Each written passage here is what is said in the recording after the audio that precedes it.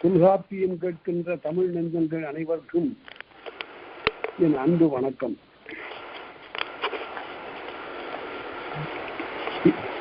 ஏறத்தாழ உரையினுடைய இறுதி பகுதியில் நாம் நிற்கிறோம். பல சொற்களுக்குரிய சரியான பொருளை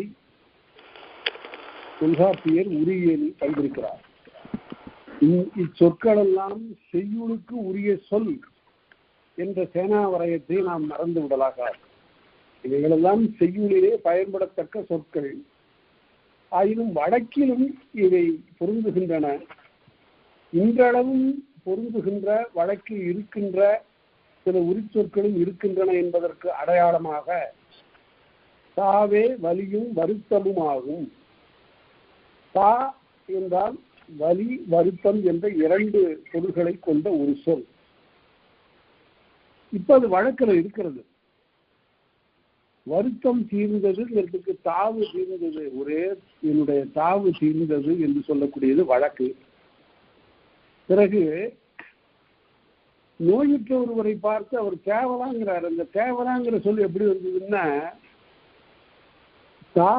தாவு இலை, தா இலை, தாவிலை. தாவிலைங்கிறது தேவலைன்னு ஆச்சு, தேவலாம்னு ஆச்சு.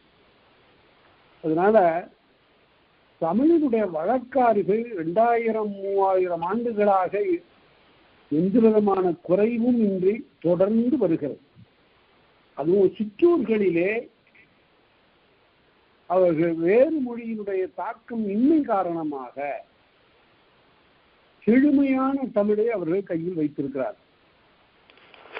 அவர்களுடைய செழுந்தமிழை பேசுகிறது. எடுத்துக்காட்டு கொண்டு சொல்லுகிறேன். வேலூர் மாவட்டத்துக்கு பக்கத்தில் இருக்கக்கூடிய மலையடிவாரத்திற்கு நான் சென்றிருந்த போது எதிரே ஒரு விறகு கட்டு தூக்கி கொண்டு வந்த ஓர் அம்மையார் எனக்கு வழி கூறுகிற போது சொன்னார், சற்று இந்த மேட்டிலே ஏறுங்கள், பிறகு இழிங்க என்று கூறினார். இழிங்கன்னு இறங்குங்கள் என்று பொருள். இழிதல் என்றால் இறங்குதல். இந்த இறங்குதல்ங்கிறது ஏறி ஒரு மேட்டிலிருந்து இறங்கிறதுக்கு மட்டும் இல்லை. ஒருத்தன் தன் நிலையிலிருந்து இறங்குவானே ஆனால் கூட பண்பிலிருந்து இறங்குகின்றது கூட அப்படி சொல்லப்படுங்கிறதுக்கு திருக்குறள் சொல்லுகிறது. தலையின் இழிந்த மயிரணையர். இழிந்த என்றால் இறங்கிய, தன் நிலையிலிருந்து தாழ்ந்த என்று பொருள். அதனால வழக்குல ரொம்ப அருமையான சொற்கள் எல்லாம் இருக்கின்றன. ஒவ்வொரு வட்டார வழக்காக அவை வழங்கி வருகின்றன. திருநெல்வேலி, தூத்துக்குடி மாவட்டங்கள்ல அருமையான பழந்தமிழ் சொற்கள் வழக்கில் இருக்கின்றன. பைய நடந்து வா என்று சொல்லுகிறார். அதனால இவையெல்லாம் பைய, இவையெல்லாம் அருமையான தமிழ் சொற்கள், இவை வழக்கிலே இருக்கின்றன. அதுபோல பல சொற்கள் சொல்லுகிறார். சில சொற்களை நாம் வட சொற்கள் என்று கருதி கொண்டிருக்கிறோம். அவையெல்லாம் அருமையான தமிழ் சொற்கள் என்பதை இந்த உரியியல் தான் நமக்கு காட்டியிருக்கிறது. கமம் நிறைந்தியலும் என்று பார்த்தோம். கமம் என்பதுதான் காமம் என்று ஆயிற்று. அதற்கு நிறைவு என்று பொருள். ஒருவனும் ஒருத்தியும் சேர்ந்து நிகழ்த்துகின்ற இல்லறம் ஒன்றே வாழ்க்கையில் நிறைவுடையது. அந்த நிறைவு என்ற பொருளை தருகின்ற சொல் கமம். அந்த கமம் என்பதற்கு ஆசை, விருப்பம் என்றெல்லாம் பொருள். விருப்பம் என்ற அந்த பொருள்ல காம வெகுள் மயக்கம் என்று வருகிற போது அங்கு வேண்டாத விருப்பத்தை சொல்லுகிறது. காமத்து பால் என்று சொல்லுகிற போது ஒருவர் மீது ஒருவர் கொள்ளுகின்ற காதலை சொல்லுகிறது. காதல் என்பது ஒரு பொது சொல்லாக வரும். நட்பையும் குறிக்கும் காதல், அன்பையும் குறிக்கும் காதல், பாசத்தையும் குறிக்கும் காதல். ஆனால் காமம் என்பது ஓர் ஆணுக்கும் பெண்ணுக்கும் இடையிலே இருக்கக்கூடிய விருப்பத்தை, காதலை காட்டுகிறது. அந்த வகையில் அது அருமையான தமிழ் சொல். அத காமத்துப்பால் என்று அதனால்தான் அவர் வைத்தார். தொல்காப்பியத்தில் காணப்படுகிற ஒரு சொல் காமம் என்ற சொல்லும் பொருளதிகாரத்தில் வழக்கிலே வருகிறது. அதனால இந்த சொல்லலாம் இனிய தமிழ் சொற்கள். இவை வடமொழிக்கு போயிருக்கின்றன, பிற மொழிக்கும் பல மொழிகளுக்கும் போயிருக்கின்றன.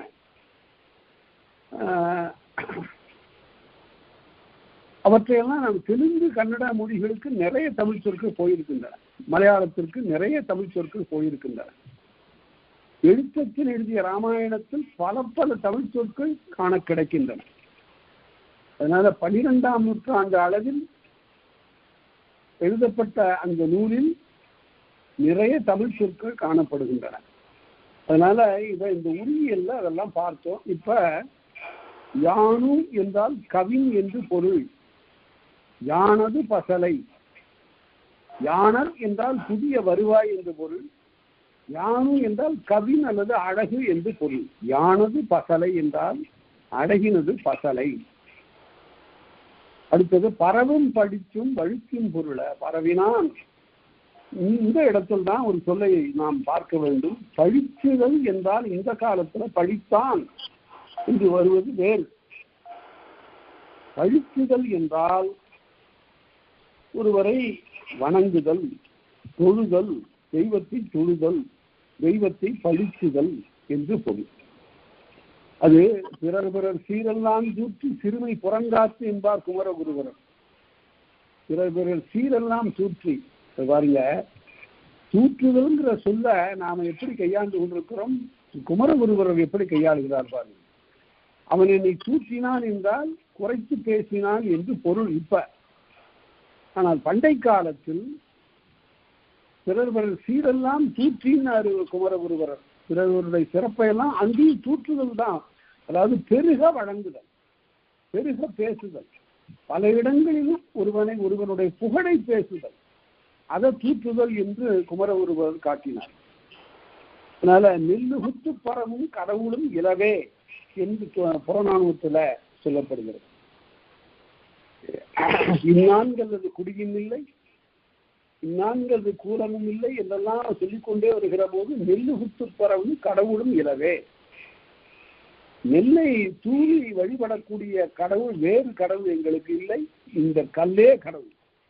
இந்த நடுகல்லாக இருக்கின்ற இந்த மறவர்கள் எங்களை காப்பதற்காக பல பூசல்களில் ஈடுபட்டவர்கள், அவர்களே எங்களுடைய கடவுள் என்று புறநானூறு பேசுகிறது. அங்கு பரவுதல் என்று வரும்.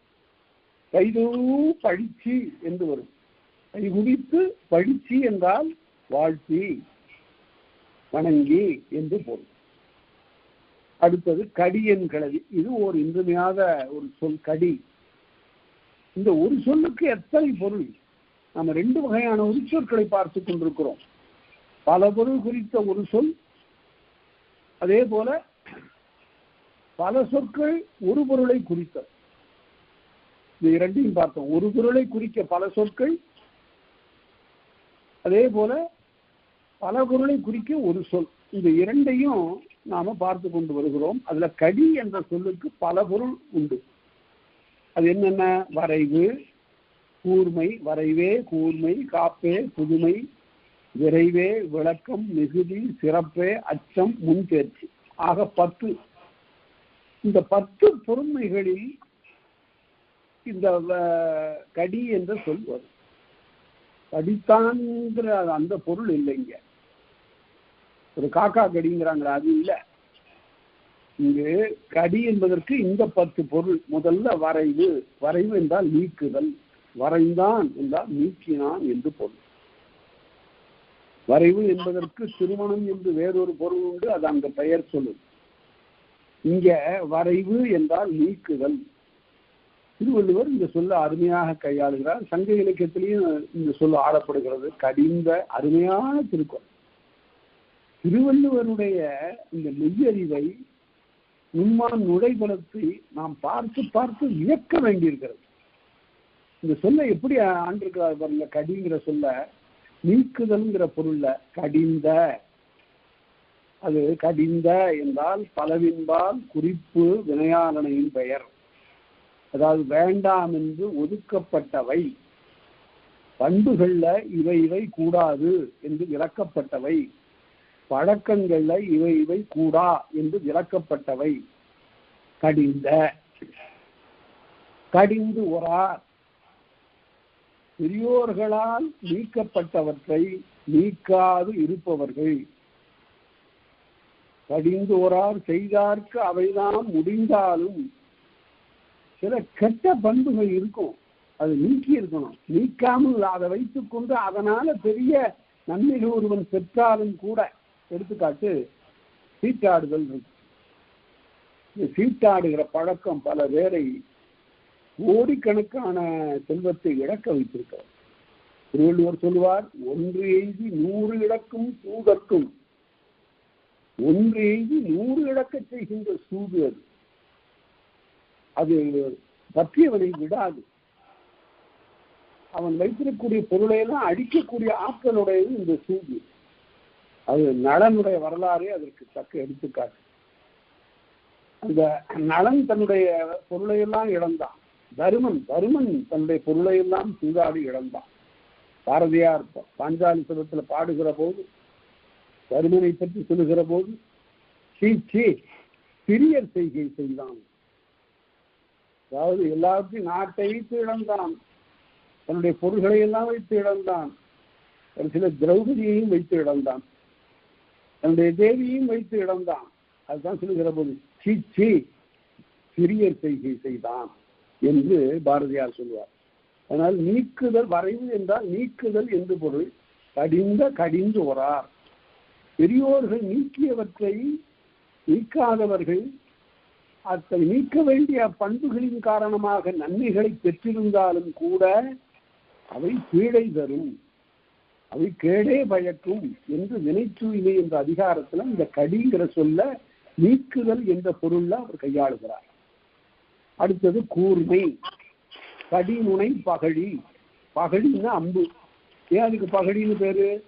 அது சென்று ஒன்றை பகுக்கிறது அல்லது பிளக்கிறது, அதனால அதுக்கு பகழின்னு பேர்.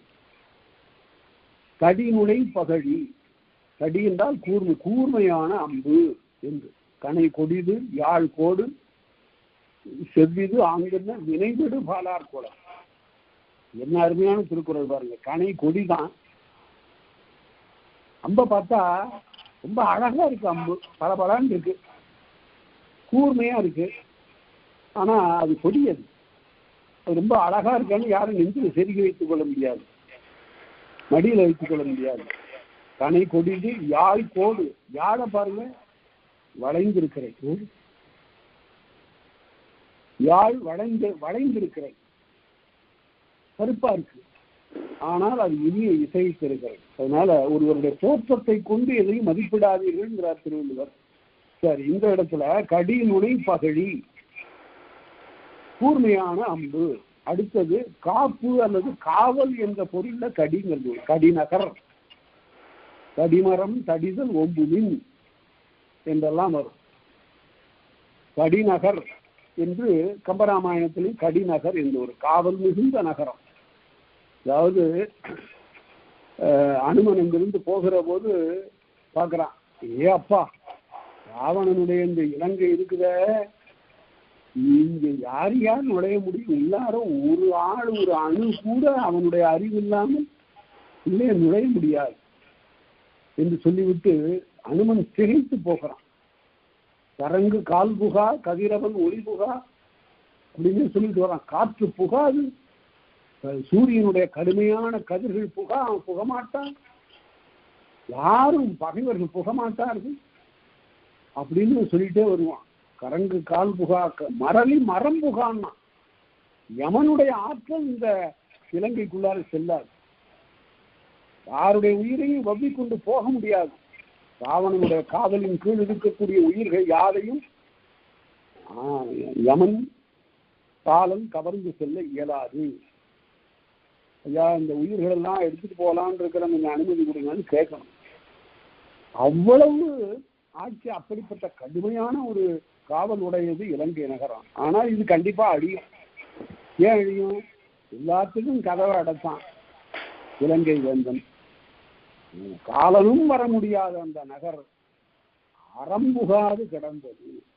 அறத்திற்கும் கதவை அடைச்சி வச்சுட்டான். அதனால இவன் தர்ம நெறியின்பால் பற்றி ஒழுகாதவன், இவன் கண்டிப்பாக அழிந்து விடுவான் என்று அனுமன் பேசுகிறான். அதனால காப்பு என்றால் காவல், கடிமரம் தடிதல் ஓம்புமின் என்று புறநானூற்றுல 57வது பாட்டுல கடிமரம் தடிதல் ஓம்புமின்.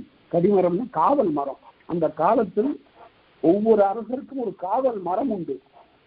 மாமரம் ஒருத்தருக்கு காவல் மரம், வேப்ப மரம் ஒருவருக்கு காவல் மரம் என்று ஒவ்வொருவருக்கும் ஒரு காவல் மரம் உண்டு. அது அரண்மனையில் இருக்கும்.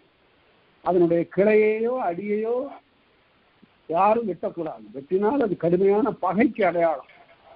கடிமரம் தடிதல் ஓம்புமின், காவல் மரத்தை வெட்டுவதை கைவிடுக என்று சொல்லுகிறான்.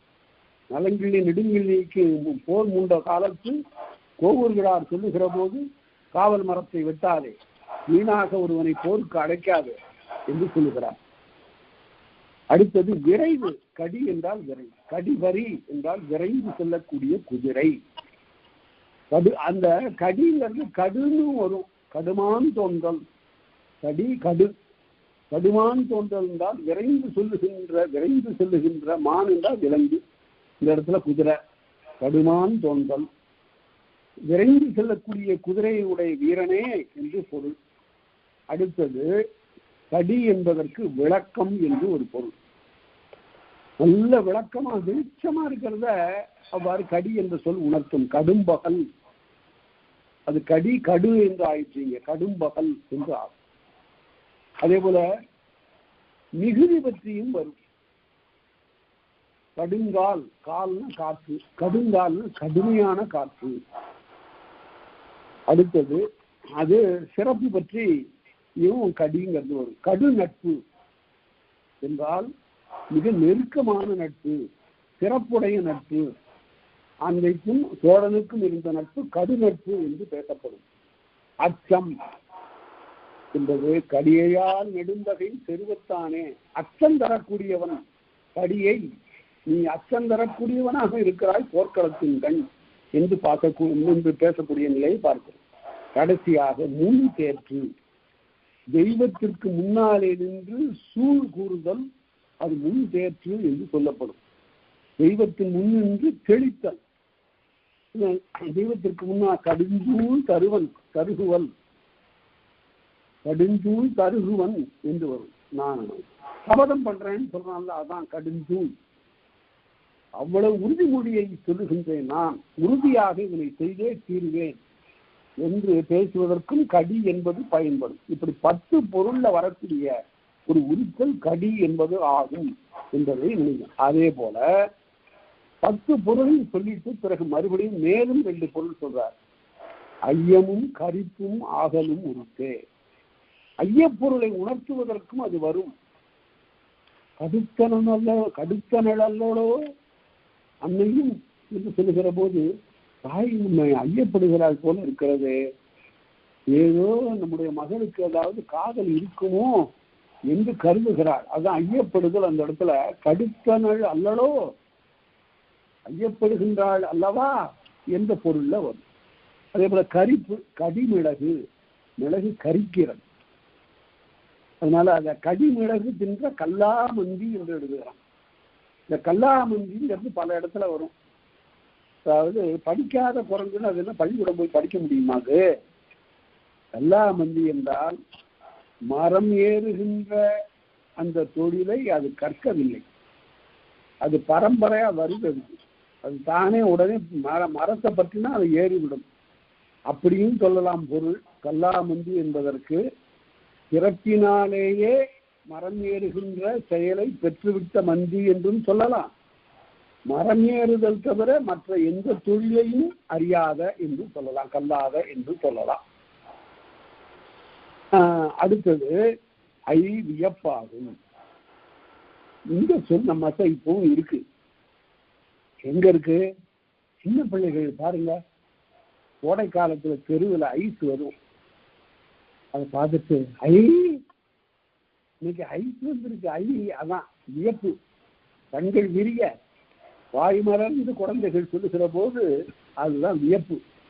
ஐ வியப்பாகும். அதே போல வியப்புக்குரிய ஒரு தலைவனுக்கு ஐ, என் ஐ புற்கை உண்டும் பெருந்தோழனே. புறநானூற்றுல என்னுடைய தலைவன் இருக்கிறானே, அவன் புற்கை உண்டவனாக காலத்தில். புற்கைன்னா மெல்லிய கஞ்சி, 1-2 பருக்க தான் இருக்கும். அப்படிப்பட்ட ரொம்ப சத்தில்லாத ஒரு கஞ்சி. அந்த புற்கை உண்டும் பெருந்தோழனே, அவன் இந்த மாதிரியான ஒரு வலிமை இல்லாத கஞ்சியை குடிச்சது கூட எவ்வளவு பெருந்தோள் உடையவனாக இருக்கிறான் என்று நக்கண்ணையார் பாடுகிறார். புற்கை உண்டும் பெருந்தோழனே. ஐங்கிறது தான் ஐயான்னு ஆச்சு. ஐயன் ஐயன்னு ஆச்சு. முதல்ல ஐயன்கிறது பெயர், அது வெளியில ஐயான்னு ஆச்சு. ஐயா என்றால் வியப்புக்குரியவர் என்று பொருள். பெரிய செயல்களை அருஞ்செயல்களை செய்தவர், செயற்கரிய செய்தவரைத்தான் அப்படி ஐயா என்று சொல்லுவது வழக்கம். ஐயா, ஐயன் நீர் என்று சொல்லலாம். அது நீர்ங்கிற அந்த விகுதி பெற்றும் வரும். ஐ வியப்பாகும். அடுத்தது முனைவு முனிவாகும். முனைவு என்றால் வெறுப்பு, வெறுத்தல். முனைவு முனிவாகும். சேர்க்கு நிலை முனைய செங்கற்காரான் என்று அகநானூற்றுல சொல்லுவாங்க. அது அருமையான பாட்டு. அந்த பாட்டை நீங்க படிச்சு பாருங்க. அதுதான் உள்ளுரை என்றால் என்ன என்பதற்கு இந்த இது இவ்வாறு சேர்க்கு நிலை முனைய செங்கற்காரான் என்று தொடங்குகிற 45வது என்று நினைக்கிறேன். 45வது அகநானூற்று பாடல் ஒரு நல்ல எடுத்துக்காட்டு. எருமை இருக்குத, எங்க வீட்டு எருமை இரவு நேரத்துல கயிற்றை அறுத்து கொண்டு வேலி முள்ளெல்லாம் கொம்பால நீக்கி விட்டு அங்கிருந்து போய் சேற்றில முளைத்திருக்கக்கூடிய மலரை பறித்து மலரை வாயினாலே கவ்வி அது உண்ணுகிறது என்று அப்படிப்பட்ட ஊரை உடைய தலைவனே. அப்படின்னா என்ன பொருள் என்றால், இரவு நேரத்துல வீட்டுல இருக்க வேண்டிய தலைவன் தலைவியை விட்டுவிட்டு மனைவியை விட்டுவிட்டு பிரிந்து வேறொரு ஒருத்தியை போய் நயந்த அந்த பரத்தமை செயலை குறிப்பிடுவதற்கு இது உள்ளுரையாக பயன்படுகிறது. எருமையை பல இடங்கள்ல இப்படி பயன்படுத்துகிறாங்க உள்ளுரைக்கு. அதே போல எருமையை நல்ல பொருளுக்கும் பயன்படுத்துவதையும் நாம பார்க்க போறோம். அது எடுத்து காட்டுகிறேன். சேர்த்து நிலை முனைய செங்கற்காரான். காரான கருப்பு பசு, அதாவது எருமை. அந்த இடத்துல முனைய முனையன்னு படிக்க கூடாது, முனைய. அது அளவடையா எடுக்கிறதுக்காக அது ஒரு அறிகுறியாக அது தரப்பட்டிருக்கிறதா. அதனதன் குறியேம்பார் நன்னூலா. நிலைநெடில் எழும் அளவு எழும் அவற்றின் இனக்குறில் குறியேம்பார். அதனால இந்த இடத்துல ஐங்கிறது அளவெடுத்திருக்கிறது, அதனுடைய அடையாளமாக இகரம் எழுதப்படும். முனைய என்றால் முனிதல் என்றால் வெறுத்தல். வாழ்க்கையை வெறுத்தவனுக்கு முனிவன் என்று பெயர். அதாவது போகத்தை வெறுத்தவனுக்கு முனிவன் என்று பெயர். முனிவன். அதே போல ரன்னகரம் போடாம தன்னகரம் போட்டீங்கன்னா 3 காலமும் உணர்ந்தவன் என்று பொருள். முனி என்றால் 3 காலமும் உணர்ந்தவன் என்று பொருள். ரன்னகரம் போட்டா முனி என்றால் முனிந்தவன் வெறுத்தவன் என்று பொருள். அடுத்தது வையே கூர்மை. அவ்வளவுதான், 2 வையே. வை என்றால் கூர்மை என்று பொருள். வைவேல் என்றால் கூர்மையான வேல் என்று பொருள். வைவேல் எரிந்த கைவேல் வைவேல் என்றெல்லாம் திருவள்ளுவர் சொல்லுகிறார். வைவேல் என்றால் கூர்மையான வேல். எருள் வலியாகும். ஓரெருள் திண்தோள் என்று புறநானூறு பேசும். எருள் என்றால் வலிமை என்று பொருள். இதெல்லாம் வழக்கில் இல்லை. அடுத்தது எருள் வலியாகும். அதோட முடிச்சுட்டு சொல்றாரு, நெய்வர கிடந்த உரிச்சொல் எல்லாம் இதுதான் சொல்லப்பட்ட உரிச்சொற்கள் யாவும் முன்னும் பின்னும் வருபவை நாடி ஒத்த மொழியான் புணர்த்தனர் உணர்த்தல் சத்தம் மரபில் தோன்றுமன் பொருளே. இந்த சொற்களுக்கெல்லாம் பொருளை எப்படி உணர்வது என்றால், முன்னும் பின்னும் வரக்கூடிய சொற்களை கொண்டு அவை உணர்த்தக்கூடிய பொருளை உணர்கின்றனர். ஏனென்றா இதுக்கெல்லாம் இந்த சொல்லுக்கெல்லாம் பொருள் எப்படி வந்ததுன்னு நீங்க அதனை பகுத்து பார்த்து அறிய இயலாது. உருன்னு ஒரு சொல்லு இருக்கு.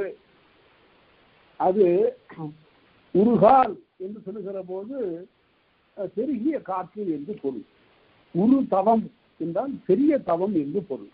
அது வரக்கூடிய இடத்தை வைத்துக் கொண்டுதான் அதற்கு பொருள் சொல்ல வேண்டுமே தவிர அவற்றை பகுத்து ஆராய்ந்து பொருள் காண இயலாது.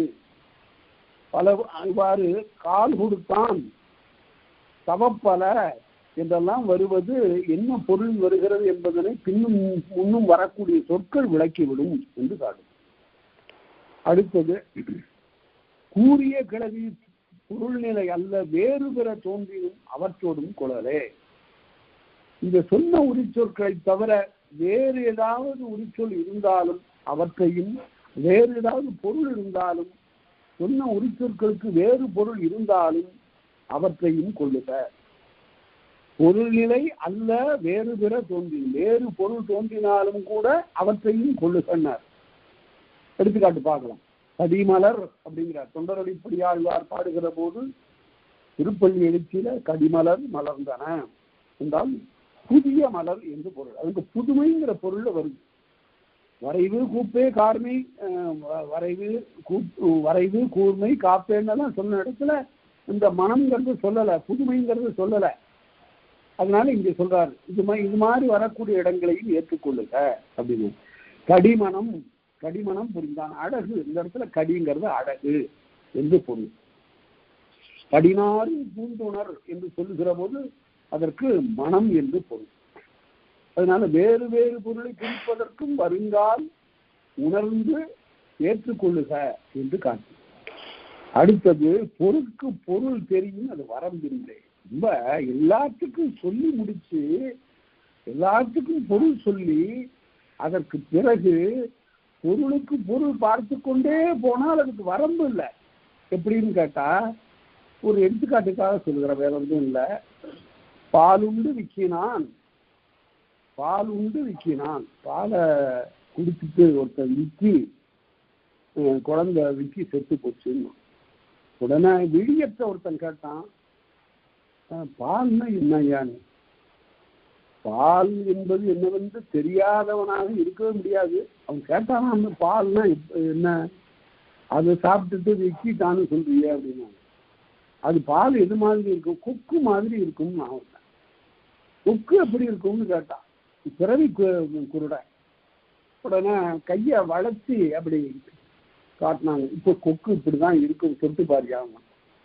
அவன் தொட்டு பார்த்துட்டு சொன்னான், இவ்வளவு பெருசா விழுங்குனா சாகாம என்ன பண்ணும் அப்படின்னு கேட்டான். அதனால பொருளுக்கு பொருள், பொருளுக்கு பொருள் என்று நாம் பார்த்து கொண்டே போனால் அது விளங்காது. இன்னும் முன்னும் வரக்கூடிய சொற்களை வைத்துத்தான் சில இடங்களிலே பொருள் தெரியுமாறு அமையும். அதனால அவ்வாறு பார்த்து கொள்ளுக. அதுக்குதான் சொல்ல, அது உரையாசிரியர் எழுதுவார், பயிலாதவற்றை பயின்றவை பார்த்து. அதாவது எங்கெங்கு எப்படி எப்படியெல்லாம் சொற்கள் பயின்று இருக்கின்றன, அவற்றை போல இதை எப்படி பயின்று இருக்கின்றன. முன்னும் பின்னும் வரக்கூடிய சொற்களால் இந்த பொருள், இந்த சொல்லினுடைய பொருள் எவ்வாறு உணரப்படுகிறது என்றெல்லாம் பார்த்து அறிந்து கொள்ளுக என்றார். இப்ப பொருக்கு திரிவில்லை உணர்த்தவல்லி, பொருக்கு வேறுபாடு கிடையாது, சரியாக உணர்த்தி விடுமையானால். உரு என்பது மிகுதி, உருகால் என்றால் மிகுந்த காற்று. அது கால், ஏன் காற்றுக்கு பெயர்னா சில பேர் சொல்றாங்க கால் இல்லாத போய் கால்னு சொல்லியிருக்காங்க. அப்படியெல்லாம் இல்லை. காலுதல் என்றால் நிலைத்தல், காலுதல் என்றால் நிலைத்தல், பரவுதல் என்று பொருள். ஆனால் காலுகிறது என்று திருவிக்காக தான் அதை எழுதுவார். இந்த சொல்லு திருவிக்காவால் அடிக்கடி கையாளப்படும். ஆனால் காலுகிறது என தொழிலாளர்களை பற்றி எழுதுகிற போது எழுதுவார், அவர்கள் துன்பப்பட்டிருக்கின்றனர், இனி அவர்களிடத்து புரட்சி மிகும், அவர்களிடத்து அவருடைய உள்ளத்தில் ஆனால் காலுகின்றது எழுதுவார். அது கால்னா பரவுதல் என்று பொருள், வேரூந்துதல் என்று பொருள், நிலைத்தல் என்று பொருள். கடுங்காலது வலிகண்டாய் அப்படின்னு இப்ப இந்த சொல்லுக்கு பொருள் வேணும். அந்த உருகால் கடுங்காலது வலிகண்டாய் சொல்லுகிறது கடுமையான காற்று என்று அறிந்து கொள்ளலாம். அதே போல கரி என்ற சொல்லுக்கு பொருள் வேணும். சில இடங்கள்ல யானைன்னு வரும். கரிகாலன் என்று வருகின்ற இடத்துல அதுக்கு என்ன பொருள், அந்த கரிங்கிறதுக்கு கருப்பு என்று பொருள். கால் கரிந்து போய்விட்டது என்று பொருள் இல்லை, அப்படி எழுதிட்டாங்க, தவறு அது. இந்த காலுக்கு அதுக்கு ஒன்றும் தொடர்பு இல்லை. கால் என்பது வாய்க்கால், ஆறு. கரிகாலன் என்றால் சரியா அரல் பரந்த காவிரியை உடையவன் என்று பொருள். கரிகாலன் என்று பொருள். கால்வாய், அதுதான் அதற்கு பொருள். இவ்வாறு உணர்ந்து கொள்ளுங்கள். அடுத்து உணர்ச்சி வாயில் உணர்வோர் வலித்தே. எப்படி உணர்ந்து கொள்வது? நம்முடைய அறிவினாலே உற்று பார்த்து பிற சொற்களோடு ஒப்பிட்டு பார்த்து அறிந்து கொள்ள வேண்டும். சேனாவரையர் இருந்த இடத்துக்கு முறை எழுதுவாரு, வெளிப்பட தொடர் மொழியில வச்சு சொல்லுங்க. முதல்ல ஒரு உரிச்சொல்லுக்கு பொருள் தெரியலன்னா அந்த தொடர் மொழியில வச்சு சொல்லுங்க. மனம் சுடன்றது காட்டுங்க. சுடன்றதுன்னா ஏதோ கவலைப்பட்டதுங்கிறத இது தருகிறதுன்னு தெரியும். மனம் சுடன்றது. அவ்வாறு மனம் சுடன்றதுன்னு தொடர்ல வச்சு சொல்லணும். ஓஹோ, ஏதோ மனசு கவலைப்படுறது சொல்றது போல தெரியும். இல்ல பொருளையே சொல்லுங்க.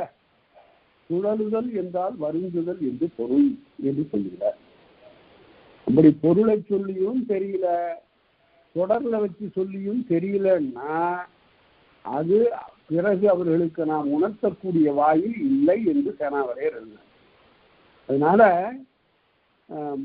அருமையாக ஓமை என்ற முதல் நூற்பாவுக்கு இளம்பூர்ணர் உரை எழுதுகிற போது சொல்லுவார், ஓமை என்பது எதற்காக என்றால் தெரியாத பொருளை தெரிவிப்பதற்காக ஓமை. ஆபோலும் ஆமா. ஆமா என்பது காட்டுப்பசு. அந்த காட்டுப்பசு ரொம்ப பேர் பார்த்துருக்க மாட்டாங்க. உடனே காட்டுப்பசு எப்படி இருக்கும்? ஆபோலும் ஆமா. நம்முடைய வீட்டு பசு போலதான் அதுவும் இருக்கும். ஆபோலும் ஆமா. அதனால தெரியாத பொருளை தெரிவிப்பதற்காக உவமை பயன்படும் என்று சொன்னார்.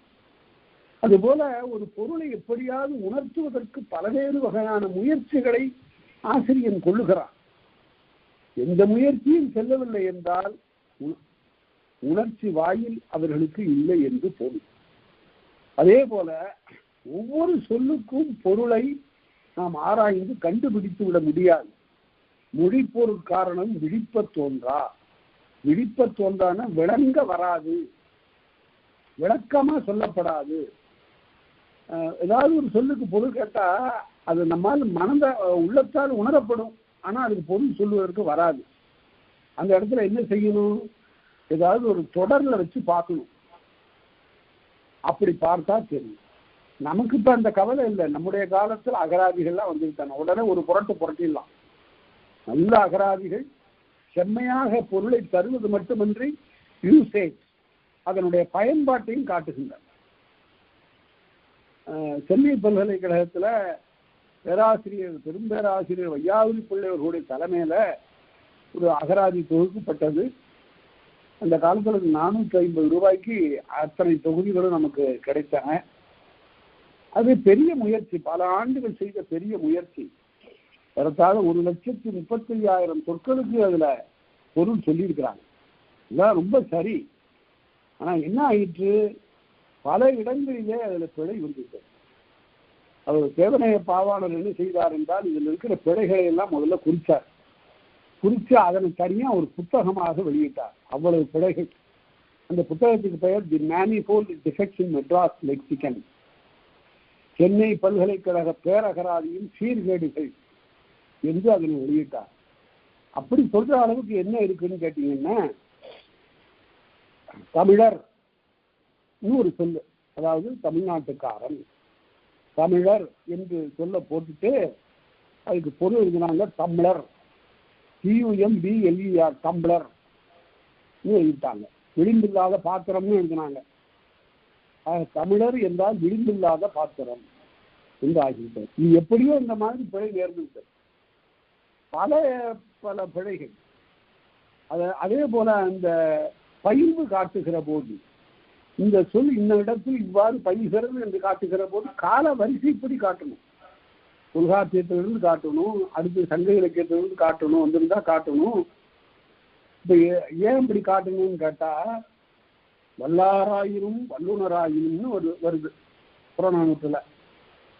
வல்லுனர் என்றால் வல்லவர் என்று பொருள். வல்லாராயின்னு எதிர்மறையில வருது. அங்க அவனுக்கு வல்லமை இல்லைங்கிற பொருள்ல வருது. வல்லாராயினும்னா எதிர்மறை பொருள், வல்லுனராயினும்னா உடன்பாட்டு பொருள்.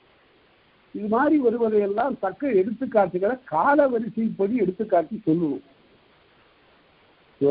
சங்க இலக்கியத்துல வந்திருக்கிற சொல்ல எடுத்து காட்டாம திருக்கோவையாறுல வந்திருக்கிற அதே சொல்ல எடுத்து காட்டினா என்ன பொருள்?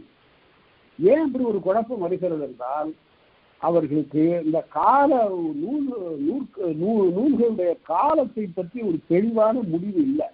தெளிவான முடிவு அவங்களுக்கு இருந்தது, அது வேறு வகையாக இருந்தது.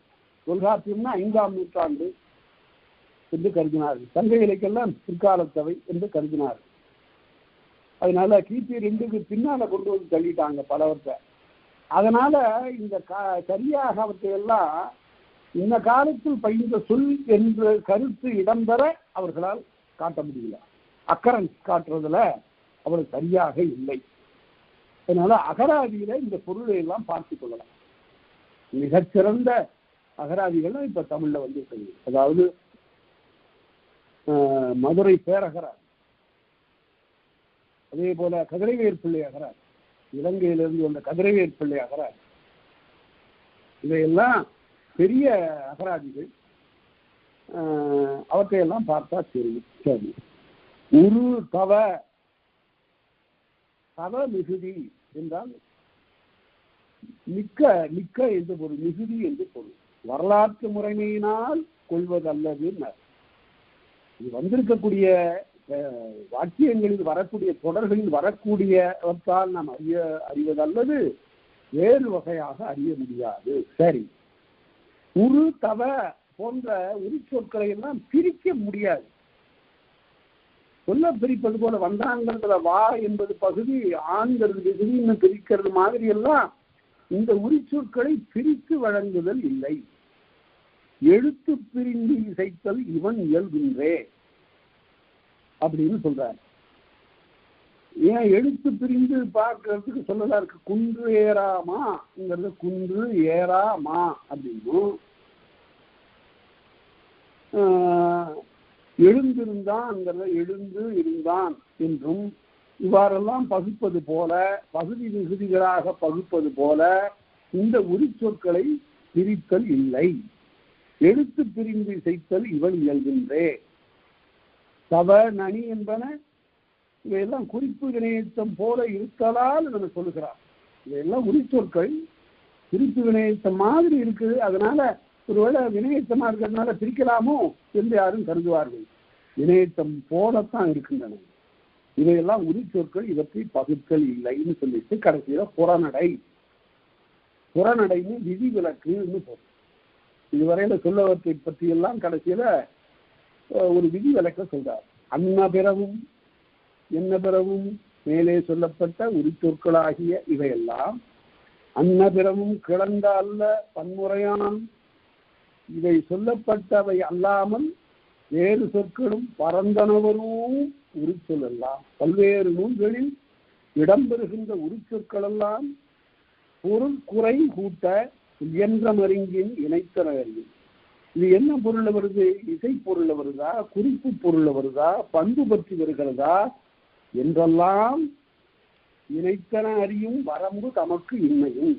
அதெல்லாம் வரம்புக்கு சொல்ல முடியாது.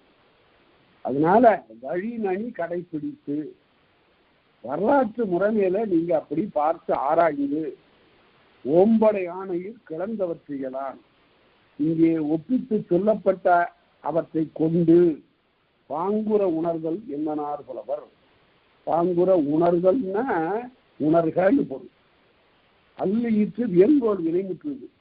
பாங்குற உணர்தல் உணர்க என்னனார் புலவர் என்று புலவர்கள் கூறுவர் என்று சொன்னார். அதனால பல வாக்கால் வரக்கூடிய உரி சொற்களை எல்லாம் நீங்கள் அவை பயிலுகின்ற பொருண்மை நோக்கி அறிந்து கொள்க.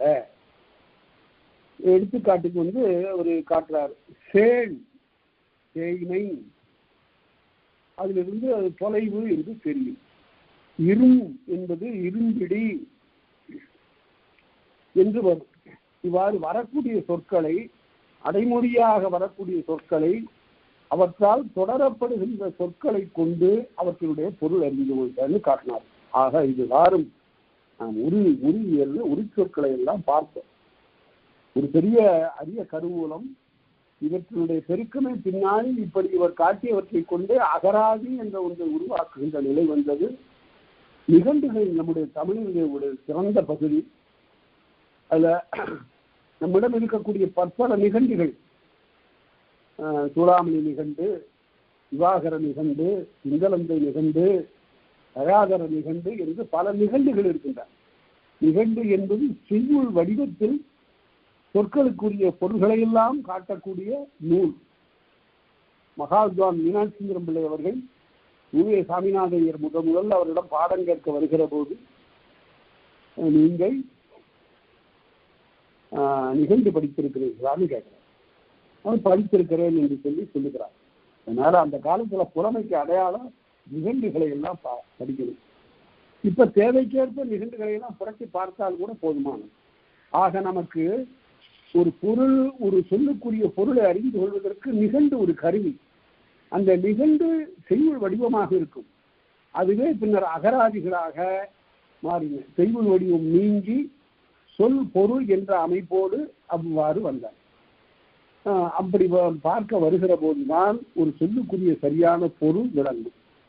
இப்ப எடுத்துக்காட்டு பாருங்க, ஒரு பொருள் குறித்த பல சொற்கள், அதே போல பல பொருள் குறித்த ஒரு சொல், இவற்றையெல்லாம் உரிச்சொல் என்று சொல்லுகிறோம். அவற்றையெல்லாம் பார்த்தோம்.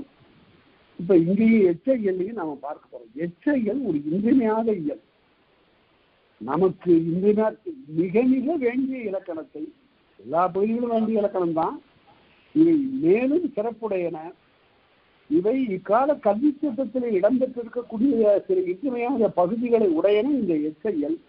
எச்சம் என்றால் மிகுந்திருப்பது என்று பொருள். சொல்லப்பட்டவற்றுள் சொல்லப்படாது விட்டு போனவை எஞ்சியன என்று பொருள். எஞ்சியன என்றால் மிஞ்சி இருப்பன. அவற்றையெல்லாம் காட்டுவதுதான் எச்சையல். எச்சம் தக்கார் தகவலர் என்பது அவரவர் எச்சத்தார் காணப்படும். கும்பகோணத்துல தியாகராஜ செட்டியார் என்று ஒரு பெரும் செல்வர் இருந்தார். அவர் கும்பகோணம் கல்லூரியில பேராசிரியராக இருந்தார். அவர் உவேசா அவர்களோடு சேர்ந்து மகாவித்வானிடம் பயின்றவர். மகாவித்வான்கிட்ட ரொம்ப உரிமை பாராட்டி பேசக்கூடியவர் இந்த தியாகராஜ செட்டியார். அதே போல அவரை மிகவும் போற்றி ஒழுகியவர். தான் வேலை பார்த்த அந்த கும்பகோணம் கல்லூரியில் ஓய்வு பெறுகின்ற காலம் வருகின்ற போது இந்த இடத்திற்கு உவே சாமிநாதையர் தான் பொருத்தமானவர் என்று அவரை அழைத்து கொண்டு வந்து அந்த பணியில அவர் அமர்த்தி விட்டு தான் போகிறார். அதனால உவே சாமிநாதையர் தியாகராஜ செட்டியாரை மிகவும் போற்றி எழுதுவார். அந்த தியாகராஜ செட்டியார் அவர்களிடம் போய் ஒரு ஆளு சொன்னா, ஐயா நீங்க கொஞ்சம் எனக்கு உதவி பண்ணணும், நான் திருக்குறளை திருத்தி இருக்கிறேன்னு. வெள்ளக்காரன் ஒரு ஆளு சொன்னான். இந்த ஆளு சொன்னா திருக்குறளை நீ திருத்தி இருக்கியா? இன்னும் திருத்தி இருக்காரு. தக்கார் தகவலர் என்பது அவரவர் எச்சத்தால் காணப்படுங்கிறத எடுத்துட்டேன், மக்களால்னு போட்டான். அப்பதான் தக்கார் மக்கள்னு வந்து பாருங்க, எதுக சரியா வந்திருக்குல்ல. இந்த எதுகை மோனைக்காகவே மொழியை கொலை செய்கிற ஆள்லாம் இருக்கிறான். எதுகைன்னு என்னன்னு கேட்டான் ஒருத்தன். எது கைக்கு வருதோ அதை போடுவையா, அதையா எதுகை. அதெல்லாம் பிழையான விளக்கம். எதுகையை தேடி தேடி நான் முதுகை புரிந்து கொண்டிருந்தேன்னா அதிலே ஒருத்தன் எதுகையை காட்டினான். எதுகை முதுகை. இந்த எதுகை ஒரு அணியன, ஒரு தொடை. அது ஒரு அழகுக்காக வருவது. ஓசை அழகு அதுல கிடைக்கும். ஆனால் அதற்காக அதை பொருளறிந்து சரியாக பயன்படுத்த வேண்டும். இந்த எதுகை எச்சம்ங்கிறது பதில ஒரு தக்கார் தகவல் ஒரு மக்களார் காணப்படுனார். அப்பதான் தியாகராஜ செட்டியார் சொன்னாரு, உயர்ந்தவன் தாழ்ந்தவன் என்பது அவனுடைய குழந்தைகளால அறியப்படும் நீ சொல்ற. ஆனால் எச்சம் என்பதற்கு மக்கள் என்பது இந்த பொருள் இல்ல. குழந்தைகளே இல்லாதவர்கள் இருக்கிறார்கள். எச்சம் என்றால் அவர்களுக்கு பின்னால் விட்டு போகக்கூடிய எல்லாமே பண்புகள் எல்லாம் கூட அவையெல்லாம் எச்சம் இன்றி நிற்பன என்று காட்டினார். அதனால பின்னாலே இருக்கிற புகழ் பழி எல்லாம் எச்சம். அவர்களை குறித்த நன்மை தீமைகள் எல்லாம் எச்சம். அந்த பொருளை கையாளுறாரு. எப்படி கொலை பண்ணியிருக்கிறீங்க, திருக்குறளை போய் திருத்தலாமா, அவர் என்ன அறியாமலா எழுதியிருக்கிறார், அவர் எவ்வளவு பெரியவர், போயாரி அப்படின்னு சொல்லி விரட்டி விடுறார். அதனால அந்த எச்சவியல், எச்சம் என்றால் மிகுந்திருப்பது, எஞ்சி இருப்பது என்று பொருள். அந்த பகுதியை இப்ப பார்க்க போறோம். ரொம்ப இன்றியமான பகுதி. முன்பு சொல்லியிருக்கிறார் சொற்கள் 4 வகைப்படும். அது இப்படி பெயர் சொல், வினைச்சொல் 1000 அறிந்து சிறுவரன்னு முதல்ல சொல்லிட்டார் 2. அப்புறம் இடைச்சொல்லும் உரிச்சொல்லும் அவற்று வழிமறியும் தோன்றும் என்றும் சொல்லியிருக்காரு. அதனால சொற்கள் 4. ஒரு தொடர்ல இருக்கக்கூடிய சொற்களை ஆராய்ந்து பார்த்தால் பெயர் சொல், வினைச்சொல், இடைச்சொல், உரிச்சொல், அவற்று வழிமறிந்து தோன்றும் என்ற இடைச்சொல்லும் உரிச்சொல்லும் தனியா இல்ல, அந்த பெயர் சொல்லையும் வினைச்சொல்லையும் சார்ந்து வரும் என்று காட்டினார். அவை ஒரு தொடரில் அமையும் காலத்து இடம்பெறக்கூடிய 4 வகை சொற்கள். இப்ப இங்க என்ன சொல்லுகிறார் என்றால், பிற மொழியிலிருந்தும் பிற பகுதிகளிலிருந்தும் வரக்கூடிய சொற்களை சொல்லுகிறார். இயற் சொல், திரி சொல், திசை சொல், வட சொல் என்று அனைத்தே செய்யுள் ஈட்ட சொல்லே. செய்யுள் ஈட்ட சொல் என்றால், ஈட்டுதல் என்றால் கொண்டு வந்து சேர்த்தல், கொண்டு வந்து ஈட்டுதல், பல சொற்களை கொண்டு வந்து ஈட்டுதல். 4 வகை சொற்கள் செய்யுளிலே கொண்டு வந்து சேர்க்கப்பெறும். இவையும் செய்யுட்கு உரிய இயற்சொல், திரிசொல், திசைச்சொல், வடசொல் என்று 4 சொற்கள் என்றால், நம்முடைய மொழியில இந்த வடசொல் போன்றவையெல்லாம் கலந்து விட்டன. இவற்றை பகுத்து உணர வேண்டும். நம்முடைய இலக்கண ஆசிரியர்கள் ரொம்ப பெருந்தன்மை வாய்ந்தவர். வடசொல்ல தமிழ்ல கொண்டு வந்து சேர்க்கலாமா வேண்டாமா என்றுன்னா, தூய தமிழா எழுது. சில இடங்கள்ல உன்னால முடியல, உனக்கு தெரியல, உன்னுடைய அறிவுக்கு எட்டவில்லை என்றால் ஒரு வடசொல் வருகிறது என்று சொன்னால், அதுல இருக்கிற வட எழுத்தை நீக்கிவிட்டு அந்த இடத்துல தமிழ் எழுத்தை போட்டு நீ எழுது. வடசொல் கிளவி, வடவெழுத்து உரி, எழுத்தொடுமணம் சொல்லாகுமே. அதனால வடமொழி சொல்லுல எடுத்துக்காட்டு ஜன்னல்னு எழுதாத, சன்னல்னு எழுது. சன்னல் என்றால் அது போதும், ஜாவுக்கு சா எழுதலாம். அவ்வாறு அறவே வேறு மொழிகளை எல்லாம் விலக்கி வெறுத்து அப்படியெல்லாம் பழக சொல்லலாம். ஏன் அந்த வடசொல் தான் இடம்பெற்றுத்தான் ஆக வேண்டும் என்ற நிலை இருந்தால், ஏன்னா சில பெயர் சொற்கள்லாம் வரும், அந்த வேறு மாநிலங்களுடைய பெயர்கள்லாம் வரும், அதெல்லாம் வடசொல்லா இருக்கும். ஜலந்தர், அது சலந்தர்னு எழுது, விடையில்லை என்று அவ்வாறு காட்டினார். அவ்வாறு இது ஒரு வகையான நற்பண்பது. பிற மொழிகள் சொற்களை ஆளுகிற போது தமிழ்மை செய்து கொள், அதை தமிழாக்கி கொள் என்று சொன்னார். அதுல ஒரு வரியை எழுதினார், ரொம்ப அருமை. சேனாவரை எழுதினார், பிற பாடை சொல் செய்யக்கூடியன அல்ல. இதையெல்லாம் செய்யுள்ள வைத்து வழங்க முடியாது. வேறு மொழி சொற்களை செய்யுள்ள கொண்டு வந்து கலக்கக்கூடாது. செய்யுள் என்பது ஒரு மொழியினுடைய தூய்தன்மையை காட்டுவது, அது மொழி வீரமைய அமைவது. அதனால அங்கெல்லாம் எழுதக்கூடாது. எழுதியிருக்கிறாங்க கவிஞர்கள், சில பேர் எழுதியிருக்கிறார்கள். இந்த காலத்துல ரொம்ப மிக நாமக்கல் கவிஞர் ராமலிங்கனார் எழுதினாரு, ரயிலில் மெயிலில் ராத்திரி வண்டியில் இன்ஜின் முன்னால் இருட்டை விரட்டிடும் 2 விளக்குகள் ஏக காலத்தில் என்ன தன்னையே நோக்கி தாக்குதல் போல அவள் வெளியில் என்னையே நோக்கி தாக்கினன்னு எழுதினார். இதுல இந்த பாட்டுல இன்ஜின் முன்னால் இருட்டை விரட்டிடும் 2 விளக்குகள் எழுதினார். ஒரு விளக்கு தான் இன்ஜினுக்கு முன்னால, அது ஒரு பிழை. இன்ஜின்ங்கிறது அயற்சொல். அதே போல ரயில், மெயில் எல்லாம் வேறு ஆங்கில சொற்கள். அவற்றையெல்லாம் ஒன்று அப்படியே கொட்ட வேண்டியதில்லை.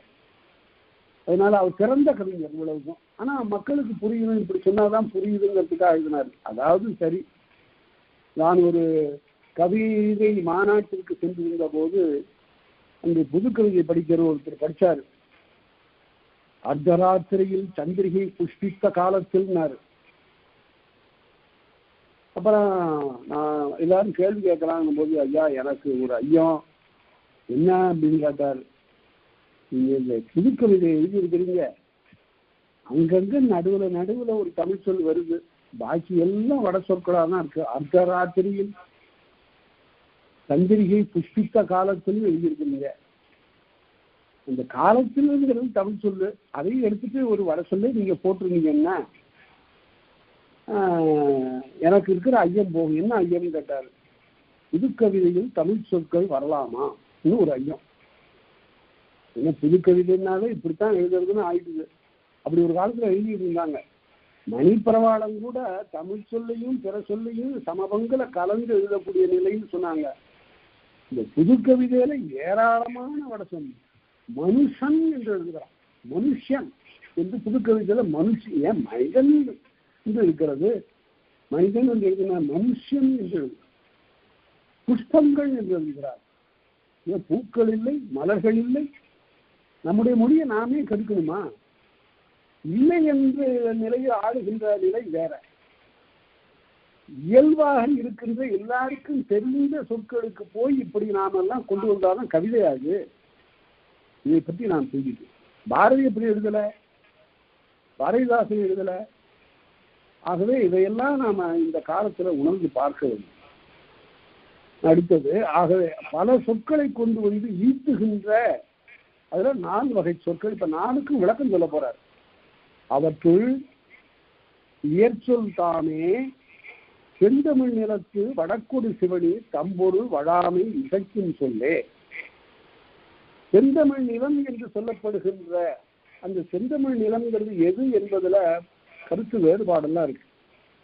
சேனாவரையர் சொன்னாரு, உங்கர் நாடு, ஒளிநாடு, தென்பாண்டி நாடு, குட்டநாடு, குடநாடு, பந்தி நாடு, கற்கா நாடு, சீத நாடு, தூடி நாடு, மலைநாடு, அருவா வடதலை, அருவா நாடு, அருவா வடதலை நாடு என்றெல்லாம் இவையெல்லாம் செந்தமிழ் நிலம்னு காட்டினார். அதெல்லாம் 12ஆம் நூற்றாண்டு நிலை, பேராவரையருடைய காலத்தின் நிலை. அதற்கு முன்னிருந்த காலம் எது? எது செந்தமிழ் நிலம்? எது செந்தமிழ் நிலத்து இயற்கை சிவனிய பகுதி என்றால் இந்த பணம்பாரனார் பாயிரத்திலே சொல்லியிருக்காரு. வடவேங்கடம் தென்குமரி ஆயிடை தமிழூர் நல்லுலகம் வடக்கும் செய்யுடும் 1000 முதல். அதனால இந்த தமிழ் நிலத்திலே வழங்குகின்ற வழக்குகளை எல்லாம் பார்த்தா அவையெல்லாம் தமக்கே உரிய பொருளோடு வழங்கக்கூடிய அவையெல்லாம். சில பேர் வைகையாற்றின் வடக்கும், மருதையாற்றின் தெற்கும், கருவூரின் கிழக்கும், மருவூரின் மேற்கும் நாங்கள், அதாவது பாண்டி நாடுதான் செந்தமிழ் நிலம் என்று சொல்லப்பட்டது என்றும் கூறுவர். சரி, எப்படி இருப்பினும் ஆக தமிழ்நாட்டில் இயல்பாக வழங்குகின்ற சொற்களுக்கு இயற்சொல் என்று பெயர். இந்த இடத்துல சேனாவரையர் என்ற மாபெரும் உரையாசிரியர், ஆனாம் பெருமை சேனாவரையர் ஒரு தவறு செய்திருக்கிறார். இந்த இடத்துல உரை எழுதுகிற போது நீர் என்பது ஆரிய சிதைவு ஆயினும், நீர் என்பது வடமொழியினுடைய சிதைவு எழுதினார். நீர் என்பது தூய தமிழ்ச்சொல். நீர், நீர, தன்மை, நீர்க்கு அந்த தன்மையினை உடையது என்று பொருள். அதனால அந்த சொல்ல அவர் தவறாக உணர்ந்திருக்கிறார். நிலம், நீர், தீ, வழி, விசும்பு என்பன 5 பூதங்கள். அதே போல சோறு, கூழ், பயிர், பால் இவையெல்லாம் இயற்சொற்கள். இவையெல்லாம் அந்த செந்தமிழ் நிலத்திலே வழங்கக்கூடிய சொற்கள். தெய்வச்சிலையார் என்று உரையாசிரியர் சொன்னார், குமரியிலிருந்து வேங்கடத்திற்கு இடைப்பட்டதெல்லாம் வழங்குகின்ற சொற்கள் எல்லாம் செந்தமிழ் நிலத்து சொற்கள் என்று காட்டினார். அதனால இயல்பாக இருக்கக்கூடிய காற்று என்ற சொல், கால் என்ற சொல், சோறு என்ற சொல், கூழ் என்ற சொல், கூழ் என்றால் பொருள் என்றும் பொருள், கூழ் என்ற சொல், தயிர் என்ற சொல், பால் என்ற சொல், விசும்பு என்ற சொல், இவையெல்லாம். விசும்பு என்றால் மிக அகன்று இருப்பது, நீளமா அது விசும்பு.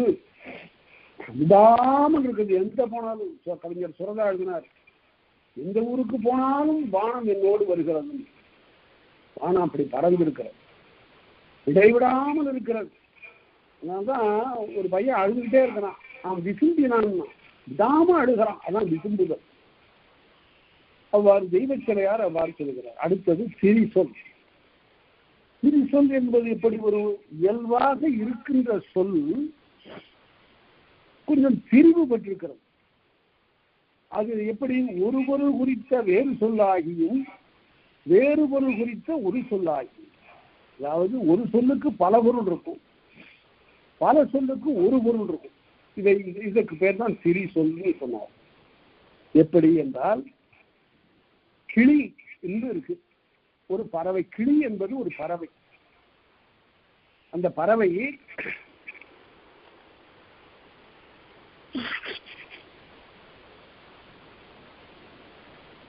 அதுக்கு ஏன் கிளின்னு பேருன்னா, கிளத்து, அது பேசுகிற பறவை. அது சொல்லி கொடுத்தா அந்த சொற்களை அதே போல சொல்லும். அது மாதிரி வழக்கில் இருக்கு. இந்த கிளி என்ன சொல்லுகிறது என்பதுன்னு ஒருத்தன் பாட்டாவே சொல்றான், ரொம்ப அருமையான பாட்டு அது. அது பிறகு சொல்றேன். இப்ப கிளி, கிளி கிளத்து, கிளவி, அதுல இருந்து வந்தது கிளவி சொல் என்று பொருள். இந்த கிளிக்கு பல பெயர்கள் இருக்கு, அவையெல்லாம் பெரிய சொற்கள். கிள்ளை, கிளிங்கிறது தான் கிள்ளைன்னு ஆச்சு. தத்தை, தத்தை என்பதும் கிளிக்குரிய ஒரு சொல். இது போல பல சொற்கள். கிள்ளை, சுகம், தத்தை. இந்த சுகம்ங்கிற சொல்லு அருணகிரியார் காட்டுகிறார். அவரு அத சுகம்னு சொல்ல போய் அவர் கிளி ஆயிட்டாருன்னு கதை கட்டிட்டான்.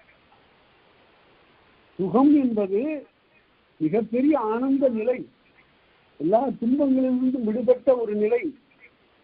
அந்த சுகநிலை எய்துவேணும்னாரு. உடனே கிளி ஆயிட்டாரு. இந்த கோபுரத்துல கூடு விட்டு கூடு பாய்கிற போது கிளியின் உடலிலே புகுந்தார் அப்படின்னு ஒரு கதை கட்டிட்டாங்க. அருணகிரிநாதரை பற்றி ஏராளமான கதை.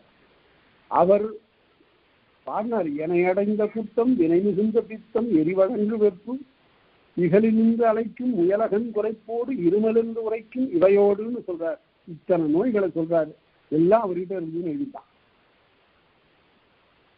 அவர் எனையடைந்த குற்றம்னு எழுதுறதுனால என்னை பற்றிய தொடுநோய் பிணின்னு பொருள் கொண்டு அருணகிரிநாதருக்கு தொடுநோய் வந்துருச்சு. ஏன் வந்ததுன்னா, அவர் ரொம்ப நடத்த கெட்டவரா போயிட்டாரு, ஏராளமான பெண்களோட அவருக்கு தொடர்பு இருந்தது, இப்படி எல்லாம் கதை எழுதி வச்சிருக்காங்க. அவர் எவ்வளவு பெரிய சான்றோர்.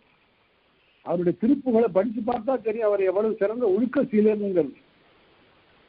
அநியாயமாக அவரை பற்றி வரலாறு எழுதக்கூடிய நிலையில அவரை பற்றி இப்படி சப்ஜெக்டிவ் போயிட்ரி, அப்ஜெக்டிவ் போயிட்ரின்னு இருக்கு. உலகத்தாருடைய நிலையெல்லாம் தன்னுடையதாக வைத்து பாடுவது புலவனுடைய வழக்கம். அதனால நாயேனா அவர் அவளை இழிந்தவரா இருந்தாரா அடியாரு? உலகத்தவருடைய நிலையை தன்னுடைய இடத்தில் வைத்து அவர் சொல்லுவது வழக்கம். பக்தி நூல்கள் இப்படி வரும். அதனால அதையெல்லாம் சரியாக ஆராய்ந்து சொல்லுவோம். நான் அருணகிரிநாதரை பற்றி ஒரு நூல் எழுதினேன். அதை பொள்ளாச்சி மகாலிங்கம் அவர்கள் பதிப்பித்தார்கள். அந்த நூலை பற்றி பெரும்பேராசிரியர் ஞானசுந்தரம் திறனாய்வு செய்து சென்னையில ஒரு முறை பேசினார். அவர்களோட கேட்டுக்கொண்டதற்கிணங்க அவர்கள் பேசினார். நூலை சரியா படித்து சரியா மதிப்பீடு செய்து அருமையாக பேசினார் பேராசிரியர் ஞானசுந்தரம். அதனால சரியாக ஒரு நூலை உணர வேண்டும், ஒரு பாட்டை உணர வேண்டும். ஆழ்ந்திருக்கும் கவி உளம் காண்கிறார் என்று பாரதி பேசுகிறார். ஒரு கவிதையில ஆழமா இருக்கக்கூடிய பொருளை தெரிந்து கொள்ள வேண்டும் என்று நாம் பார்ப்போம். இப்ப சரி, அடுத்தது ஒருவர் குறித்த வேறு சொல்லாகியும் பல சொல்லாகியும் வேறு பொருள் குறித்த பல பொருள் குறித்த ஒரு சொல்லாகியும் வருவனை எல்லாம் திரிசொற்கிழவி. அது ரெண்டு வகைப்படும். ரெண்டு வகையில இப்ப நான் ஒரு வகைக்கு தான் எடுத்துக்காட்டு சொல்லியிருக்கிறேன். கிளி என்பதற்கு பல சொற்கள் இருக்கின்றன. எல்லாமே கிளியைத்தான் குறிக்கும். கிள்ளை, சுகம், தத்தை எல்லாமே கிளியைத்தான் குறிக்கும். அதே போல வேறு வேறு சொற்கள். ஓதிமம், எகினம்னு ஒரு சொல்லு. எகினம்னு ஒரு சொல்லு. அது ஓதிமம் என்ற அன்னத்தை குறிக்கும், கவரிமாவை குறிக்கும், புளிமாவை குறிக்கும் என்று அந்த புளிமான புளிய மரம். அவ்வாறு பலவற்றை குறிக்கக்கூடிய ஒரு சொல் அது. அதே போல மலைன்னு சொல்லுகிறோம். அது வெப்பு, விலங்கல், விண்டு, அது பல சொற்களால் குறிக்கப்படும். இப்படி ஒரு சொல்லுக்கு பல பொருளும் பல பொருள் குறித்த ஒரு சொல்லுமாக இரண்டு வகைப்படும் தீ சொற்கிழவி. அடுத்தது கிள்ளை மண்ணை என்பதெல்லாம் உறுப்பு திரிந்த சொல் என்று எழுதுகிறார் உரையாசிரியர். கிளின்னு இருந்தது, அதை கிள்ளை மண்ணை என்று எழுதினார். அடுத்தது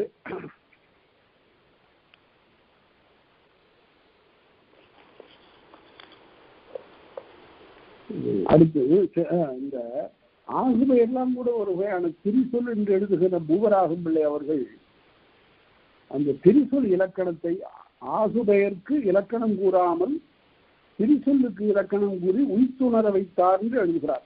அதை அந்த இடத்துல வரும்போது பார்க்கலாம். செந்தமிழ் சேர்ந்த 12 நிலத்தும் செந்தமிழ் வழங்குகின்ற 12 நிலங்களிலும் தம் குறிப்பினவே திசை சொற்கிழவி. திசை சொல் என்பது என்னவென்றால் ஒரு பகுதியில் வழங்குகிற சொல் வேறு ஒரு பகுதிக்கு வருகிற போது இது திசை சொல் ஆகும். அது 12 நாடுகளில் தமிழ் சார்ந்த தமிழ் வழங்குகின்ற 12 நாடுகளில் இவை உண்டு என்று எழுதுகின்ற சேனாவரையர் அதை ஒளிநாடு, பொங்கர் நாடு, தென்பாண்டி நாடு, குடநாடு, குட்டநாடு என்றெல்லாம் இருக்கக்கூடிய 12 நாடுகள்னு எழுதுகிறார். எடுத்துக்காட்டா சொல்லுகிற போது தென்பாண்டி நாட்டுல பசுன்னு சொல்லுவதில்லை, ஆவினை பெற்றம் என்பார். பெற்றம் என்று சொல்லக்கூடிய ஒரு வழக்கு இருக்கு. இப்ப ஒவ்வொரு இடத்துல ஒவ்வொரு வழக்கு. பந்தல்ங்கிறோம். இங்க சோழ நாட்டுல பந்தல் போட்டாங்கன்னா திருமணத்துக்கும் பந்தல்னு சொல்லுவாங்க, இடவு வீட்டுல போடுறதையும் பந்தல்னு சொல்லுவாங்க.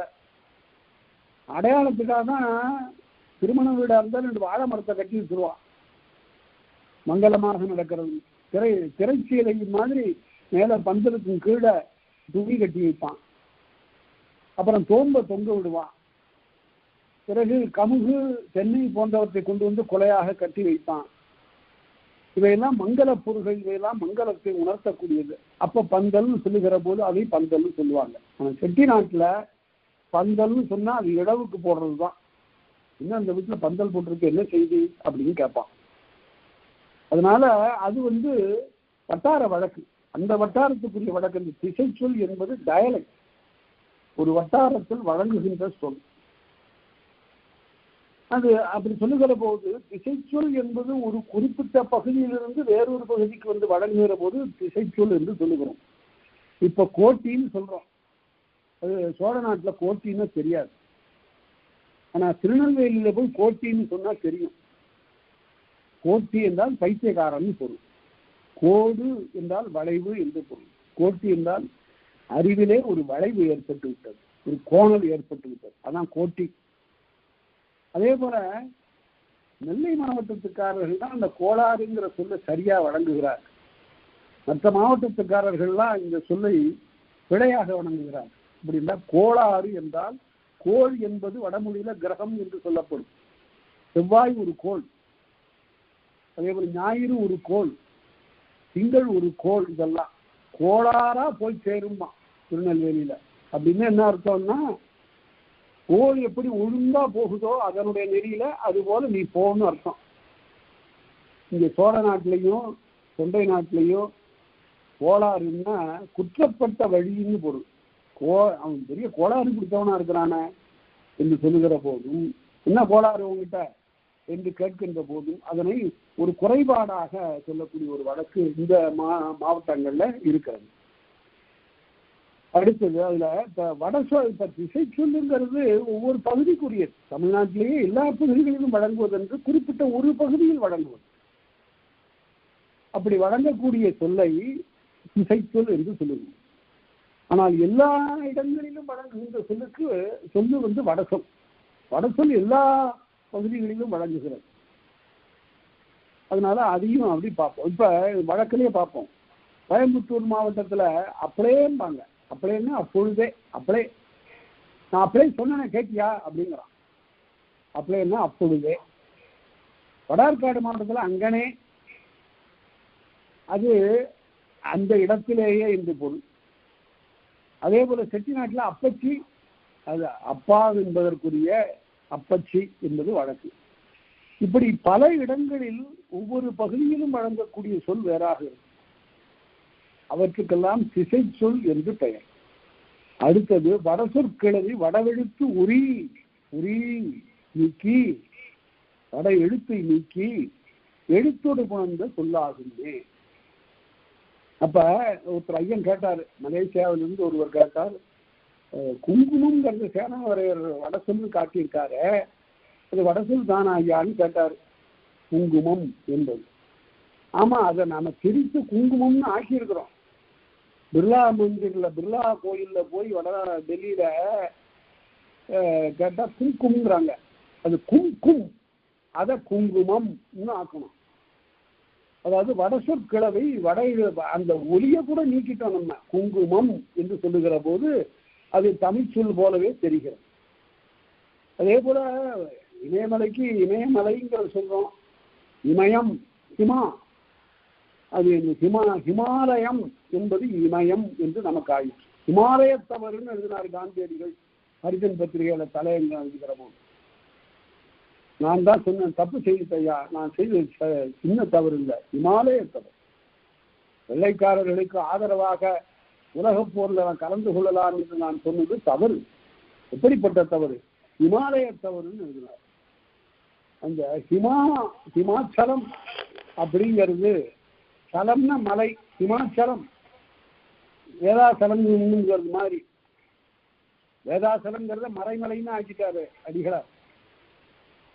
அதேபோல ஹிமாச்சலம்ங்கிறது இமயம் என்று ஆக்கணும் நம்ம. அது மாதிரி மாற்றிக்கொள்வதுதான் நெறி. பங்கஜம் என்ற சொல்லை பங்கயம் என்று ஆக்கினோம். பங்கைய நீர் ஆடையலோர் எம்பாவாய் என்று பாடுகிறார் மாணிக்கவாசகர். பங்கயம் என்று பார்த்தோம். அதேபோல யாத்ரா யாத்திரை எழுதணும். தத்துவம் என்பதை தத்துவம் என்று உயிர் புகுத்தி தமிழ் ஆக்கிட்டோம். அதனால வட எழுத்தை நீக்கி வடமொழி ஒலியையும் நீக்கி தமிழ்மை செய்து கொள்வதுதான் சரி என்று இந்த இலக்கணத்தை சொல்றார். சிதைந்தன வரினும் இயைந்தன வரையா. சில சொற்கள் சிதைந்து வந்தாலும் கூட ஏற்றுக்கொள்ளத்தக்கதாக இருந்தால் ஏற்றுக்கொள்ளுங்கள். எப்படி? எடுத்துக்காட்டு என்ன? ரம்யமா இருக்குயா இந்த காட்சி, இந்த இயற்கை ரொம்ப ரம்யமா இருக்குன்னா அதை செய்யுள்ள எழுதுகிற போது என்ன பண்ணா அரணியம்னு எழுதணும். அரணியம். ரங்கன் இருக்கு, மொழிக்கு முதல்ல ரகரம் வராது தமிழ்ல, அதனால அரங்கன் என்று எழுதணும். ராமன்ங்கிறதுல ரா மொழிக்கு முதல்ல வராது, இராமன் எழுதணும். அவ்வாறு சிதைந்தன வரினும் இயைந்தன வரையார். சில சொற்கள் அவ்வாறு சிதைந்து வந்தாலும் கூட அவற்றை பொருத்தமாக இருப்பவற்றை தசனான்கு எழுதிய, தசம்ங்கிறது வட சொல், தசம், அதை தசனான்கு எழுதிய. அதே போல நஷ்டம் இருக்கு, நட்டம், இப்பவும் நட்டம்னு சொல்லுவாங்க, நட்டம்னு இழப்பு. அதே போல கிருஷ்ணன்கிறத நம்ம கண்ணன்னு மாற்றணும், சிதைத்து கொண்டோம். இந்த பெயரை கிருஷ்ணன்கிற பெயரை சிதைத்து கண்ணன் என்று ஆக்கி கொண்டோம். கண்ணன்கிறது தூய தமிழ் பேரும் கூட. அந்த கிருஷ்ணனுக்கும் நம்ம கண்ணன் வழங்குகிறோம். கண்ணன் என்பது நல்ல தமிழ் பெயர், கண்ணை உடையவன் என்று பொருள். அப்படி வருகின்ற காலத்துல அது தூய தமிழ் பெயர். ஆக்ஞா அப்படிங்கிறத ஆணை என்று மாற்றினோம். இவ்வாறு பாகதமாய் சிதைத்துக் கொள்ளுதல் என்று, பாகத மொழியாக இதனை சிதைத்துக் கொள்ளுதல் என்று எழுதினார் உரையாசிரியர். அவ்வாறு சிதைத்துக் கொள்ளுதலை பார்த்தோம். அன்னார் சொல்லும் தொடுக்கும் காலை ஒரு இன்றையான ஒரு நூற்பாடு. இந்த 4 வகையான சொற்களையும் சொல்லுகின்ற போது வலிக்கும் வழி, வலிக்கும் வழி வலித்தலும், மெலிக்கும் வழி மெலித்தலும், விரிக்கும் வழி விரித்தலும், தொகுக்கும் வழி தொகுத்தலும், நீட்டும் வழி நீட்டலும், குறுக்கும் வழி குறுக்கலும், நாட்டல் வலிய என்னனார் புலவர். 6 வகையான விகாரம். விகாரம்னு வேறுபாடுன்னு பொருள். வேற ஒண்ணு விகாரமா இருக்குன்னா அழகில்லாம இருக்குங்கிற பொருள். இப்ப விகாரம்னா வேறுபட்டதுதான், இயல்பா இருக்கிறதுல இருந்து வேறுபட்டதுதான்.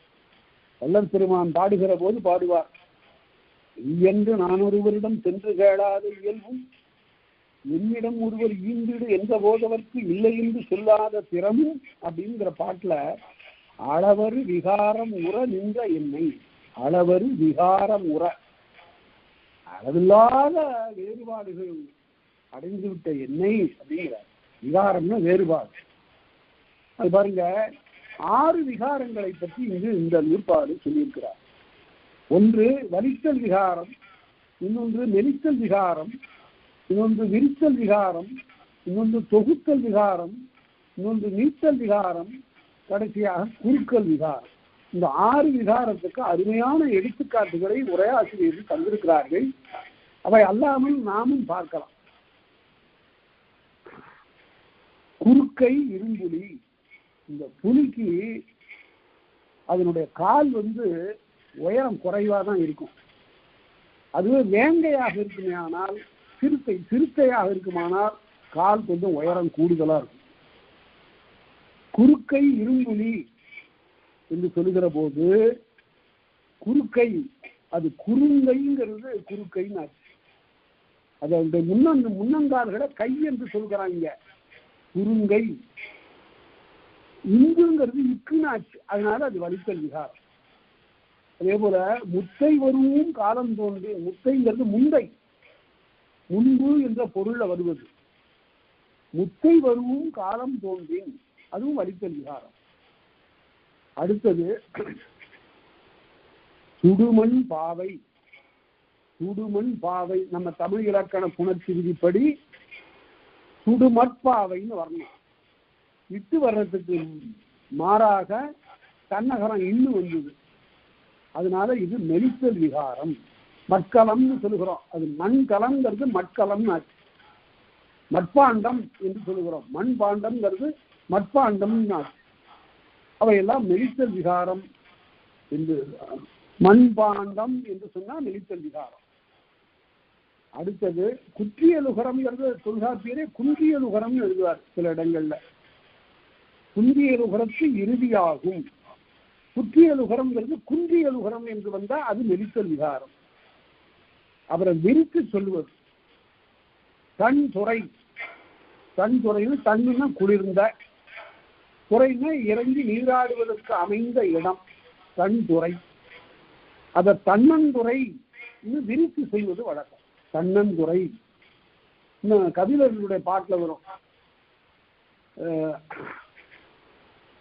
அருவி நீர் வீழ்க்குமே பாரு, வீழ்க்கும்னா வீழ்க்குமே என்று சொல்ற போது விரித்தல் விகாரமாக சொல்லுவார்.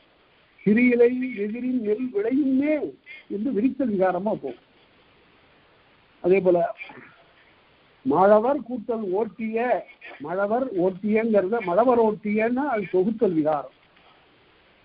அதே போல நீட்டல் விகாரத்துக்கு நீடல் தேவாரத்துல அது மிகுதியாக வரும். சங்க இலக்கியத்திலே நீழல் என்று வருகிறது. நிழல் என்பது நீழல் என்று நீண்டது, அது நீட்டல் விகாரம். விடுமின் கலிங்கத்த பணியில வரும்.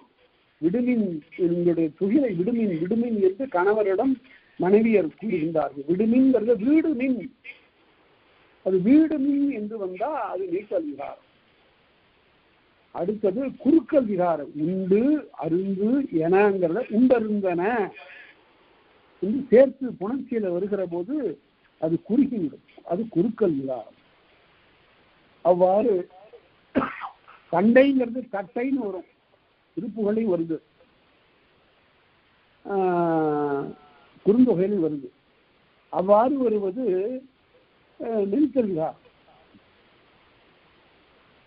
இவ்வாறு வரக்கூடிய 6 விகாரங்கள் இவற்றுக்கு பேர் செய்யுள் விகாரம். இவையெல்லாம் செய்யுட்களிலே வரக்கூடியன, இயல்பான வழக்கில் வரக்கூடியன அல்ல, செய்யுளுக்கு வரக்கூடிய வழக்குகள். இவையெல்லாம் எதுகைக்காக பல இடங்கள்ல வந்திருக்கும், சில இடங்கள்ல ஓசை நயத்திற்காக வந்திருக்கும். அவ்வாறு வரக்கூடியன எல்லாம் இந்த 6 விகாரங்கள் என்று காட்டினார். அடுத்தது பொருள்கோள். இந்த கோள்ங்கிறதுக்கு பாருங்க, அது கொள்ளுதல் என்ற தொழிற்பெயர் கோ என்று முதல் நிலை தெரிந்தது. அது எது முதல் நிலை? கோ என்பது முதல் நிலை. கொள்ளுதல்ங்கிறதுல முதல் நிலை கோ குறி. அது என்னாச்சு? கோன்ற போது முதல் நிலை நீண்டது அல்லது தெரிந்தது. இதற்கு பெயர் முதல் நிலை தெரிந்த தொழிற்பெயர்னு பேர். கொள்ளுதல் என்பது ஒரு தொழிற்பெயர். கொள்ளுதல், நடத்தல், பேசுதல், ஆடுதல், பாடுதல் எல்லாம் அள்ளியிற்கு தொழிற்பெயர்.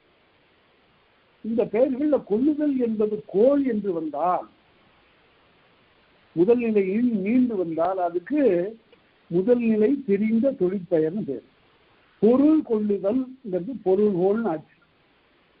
ஒரு பாட்டில் இருக்கிற தொடரை எவ்வாறு பொருள் கொள்ளுவது என்று பார்த்தல்.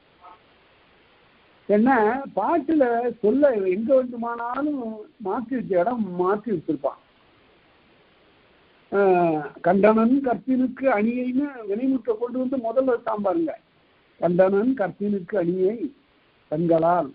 இதுதான் முறையா சொல்ல வேண்டியது. கண்டனன் கற்பினுக்கு அணியை கண்களால்னு நான் சொல்ல வேண்டியத வகுப்புல ஒரு முறை சொல்லியிருக்கிறேன். கண்டனன் கற்பினுக்கு அணியை கமல கண்களால்னு அனுமன் சொன்னான்னு சொல்லிட்டேன்.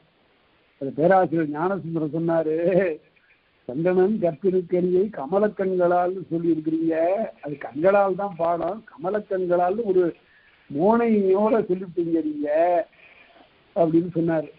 அதனால கண்டனன் கற்பினுக்கணியை கண்களால் கண்டு கண்ணால பார்த்தையா அப்படின்னு சொல்ற வழக்கு ராமாயணத்திலே வந்துருக்கு பாருங்க. நீ பார்த்தியா அப்படின்னா நான் கண்ணால பார்த்தையா. வேற கண்ணால தானே பார்க்க முடியும் என்றால் மானசீகமாக மனதாலையும் பார்க்கலாம். அதனால என்னுடைய கண்ணால பார்த்தேன் அப்படின்னு சொல்லுவாங்க. நனவிலே கண்டேன் என்று சொல்லுவான். அதனால அந்த பொருள் கொள்ளுதலை பற்றி சொல்லக்கூடியது எத்தனை பொருள்கோள் சொல்றாரு பாருங்க தொல்காப்பியர். நிரல் நிறை வல்லினா மாணவர்கள் இந்த இடத்துல இடையினம் போட்டு எழுதுவதை நான் திருப்பி இருக்கிறேன். அதனால சொல்றேன் நிரல் நிறை. நிரல் தான் வரிசையாக நிறுத்துவது. ஒரு வரிசையை இன்னொரு வரிசையோடு கொண்டு வந்து பொருத்துவது. நிரலே நிறுத்துவதற்கு நிரல் நிறை என்று பெயர். அடுத்தது சுண்ண பொருள்கோள். அடுத்தது அடிமறி மாற்று பொருள்கோள். அடுத்தது மொழி மாற்று. இந்த 4 தான் சொன்னார். நன்னூலாசிரியர் இன்னொரு 4 சேர்த்து சொன்னார். யாற்று நீர் பொருள்கோள், விற்பூட்டு பொருள்கோள், சாப்பிசை பொருள்கோள், அலைமறி பாப்பு பொருள்கோள் இந்த 4ஐயும் சேர்த்து 8 பொருள்கோளை சொல்றார். இடையில வந்த வேறு சில இலக்கண ஆசிரியர்கள் 4, 5 சொல்லுகிறார். இப்படி இருந்தாலும் தொல்காப்பியர் சொல்லக்கூடிய பொருள்கோள் 4. இவற்றை பார்ப்போம். அதுல ஒவ்வொன்றா இப்ப வந்து தொகுத்து சுட்டம் 4ஐயும் இன்னொன்னையும் சொல்லிட்டார். இனி மேல் வகுத்து காட்டும் ஒவ்வொன்றையும் வகுத்து காட்டுகிறார். அவற்று நிரல் நிறைதானே வினையினும் பெயரினும் இணைய தோன்றி 2 வகையா வரும் இந்த நிரல் நிறை. ஒன்று 4 பெயர் சொற்களை சொல்ல வேண்டியது. கண் காது மூக்கு வாய் அப்படின்னு சொல்ல வேண்டியது. வரிசையா சொல்லிட வேண்டியது. நிரலே சொல்ல வேண்டியது. வரிசையா சொல்ல வேண்டியது. கண் காது மூக்கு வாய். அப்புறம் 2 அடி செல்வழி அடி தாண்டி அதுக்கு பிறகு இந்த 4க்கு 4 ஊமையை சொல்ல வேண்டியது. கயல், கண்ணுக்கு கயல். காது இங்கிறதுக்கு வள்ளைங்கிறது பூ. கயல் வள்ளை கண் காது. மூக்கு எப்பூ எள்ளினது பூ. கண் காது மூக்கு வாய்ங்கிறதுக்கு வந்து பவளம்.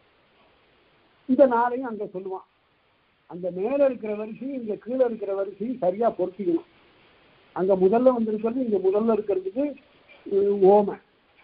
இவ்வாறு அடுக்கிக் கொள்வதுதான் நிரல் நிறை. இது பெயர்களா வந்தா அப்படி.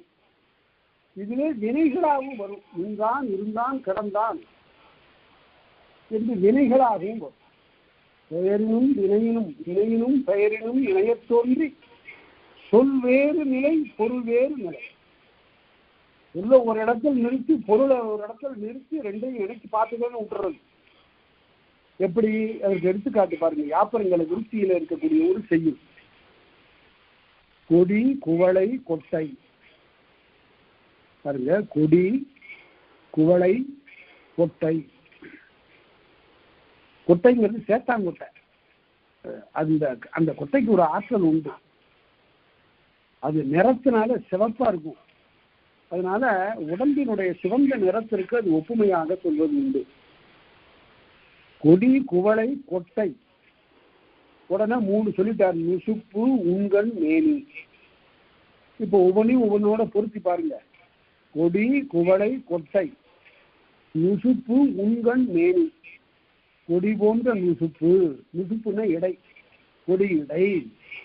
அடுத்தது குவளை, உண்கண்ணு பொருத்தணும். குவளை போன்ற உண்கண். உண்கண்ணுன்னா என்ன? மையுண்ட கண்கள். இந்த கண்கள் மைய சாப்பிட்டு இருக்குதான். உண்ட கண்கள், மையுண்கண். கொடி, குவளை, கொட்டை. கொட்டைங்கிறது மேனி. கொட்டை மேனி, செத்தாங்குட்டை போல சிவந்த மேனி. அடுத்த வரியில விட்டானா பாருங்க. மதி, பவளம், முத்தம். அந்த மூணுக்கு முகம், வாய், முறுவல். மதி போன்ற முகம், பவளம் போன்ற வாய், முத்து போன்ற முறுவல். அந்த மூணுக்கு மூணு சொல்லியாச்சு. அடுத்தது ஒரு 4 அடி பாட்டுக்குள்ளார என்னென்ன வேலையெல்லாம் செய்யறாங்க பாருங்க. பிடி, பிணை, மஞ்சை. பிடின்னா பெண்யானை, பிணைன்னா மான், மஞ்சைன்னா மயில். அதுக்கு உடனே அதுக்கு மூன்று. நடை, நோக்கு, சாயல். பிடி போன்ற நடை, பெண்யான நடப்பது போல. அடுத்தது பிணை என்றால் நோக்கு, மான் போல நோக்கு. மஞ்சை என்றால் மஞ்சை போன்ற சாயல். இப்படி மூன்று பொருளுக்கு 9 பொருளுக்கு 9 மொத்த பொருளை சொன்னான். ஒத்த செயல்களை காட்டி, உறுப்புகளை காட்டிவிட்டு கடைசியில வடிவினளே வஞ்சி மகள் வெண்பாக முடிச்சான். வடிவினளே வஞ்சி மகள், இப்படிப்பட்ட வடி உடையவள் வஞ்சியிலே இருக்கின்ற பெண் என்று காட்டினான். இதுக்கு பேர் தான் நிரல் நிறை அணி.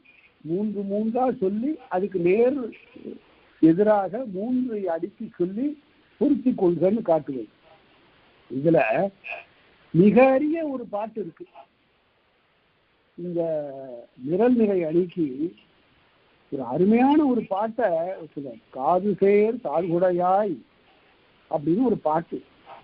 அந்த காது சேர் தாழ்குடையாய்ங்கிறது காதிலே குடை அணிந்தவளேன்னு பொருள். ஆனா இந்த காது சேர்ங்கிறத தனித்தனியா பிரிச்சு படிக்கணுமாங்க. கா, தூ, சேர் அப்படின்னு படிக்கணும். கான்னா மண்ணை கா என்று பொருள். தூ என்றால் அமிர்தத்தை தூ, தூன்னு துய்ப்பு, அனுபவி. அதே போல சேர், மங்கையர் தோளை சேர், அதற்கு இடையில கொண்டு போய் கூட்டுறான். இவ்வாறு கூட்டுவது நிரல் நிறை அணி என்று பார்த்தோம். அதே போல அது வினையாக வரும்போது எப்படி வரும்? இது பெயருக்கு பார்த்தோம். எனக்கு எப்படி? ஆடவர்கள் எவ்வாறு அகன்று ஒழிவார்? வெக்காவும் பாடகமும் ஊரகமும் பஞ்சரமா, நீடியமால் நின்றான் இருந்தான் கிடந்தான் இதுவன்றோ மந்தார் கதிர் மதுக்கட்சி மாண்டு. திருமால் நின்றான் இருந்தான் கிடந்தான் 3 நிலையில இருக்கிறான் எங்க காஞ்சிபுரத்துல. திருவக்கா என்று அந்த இடத்துக்கு பெயர். காண சோலை, வெகுதல் என்றால் விரும்புதல், விரும்புதற்குரிய சோலை ஆகிய இருக்கக்கூடிய இடத்துல திருவக்காவுல பாடகமும் ஊரகமும் பஞ்சரமா. வெக்காவும் பாடகமும் ஊரகமும் பஞ்சரமா. பஞ்சரம்னு தங்கும் இடம். கோழியும் குஞ்சுகளையும் அடைப்பதற்கு பயன்படுவது பஞ்சாரம். அது பஞ்சரம்ங்கிறதுல இருந்து வந்தது. அவையெல்லாம் தங்குகிற இடம். பாடகமும் ஊரகமும் பஞ்சரமா நீடியமா. ஒரு இடத்தை எங்க நின்றான்? வெக்காவில் நின்றான், பாடகத்தில் இருந்தான், ஊரகத்தில் கிடந்தான். இவ்வாறு வரும். 3 இடங்கள்ல எவ்வாறு இருந்தான் என்பதை வரிசையாக சொல்லப்பட்டது. இதற்கு பெயர்தான் நிரல் நிறை அணி என்று பார்க்கிறோம். நீடியமால், அதாவது தனிச்சொல் போடுகிற போது கூட பொருளை சிறக்க போடுகிறான். நீடியமால் என்ற நெடியமால், மிக நெடியமால், நெடுமால் என்று வரும். நீடியமால் இதுல திருப்புகளையும் கூட ரொம்ப அருமையாக நீடியமால்னு சொல்றார். நீடியமால் நின்றான் இருந்தான் கிடந்தான் இதுவன்றோ மந்தார் மதுர்கட்சி மாண்பு என்று சொல்றார். அது நீடியமால்ங்கிறதுக்கு என்ன பொருள்னா, அவன் வாமனனாவும் இருந்தான், திடீர்னு ஒரு குள்ள வடிவம் எடுத்துட்டான்.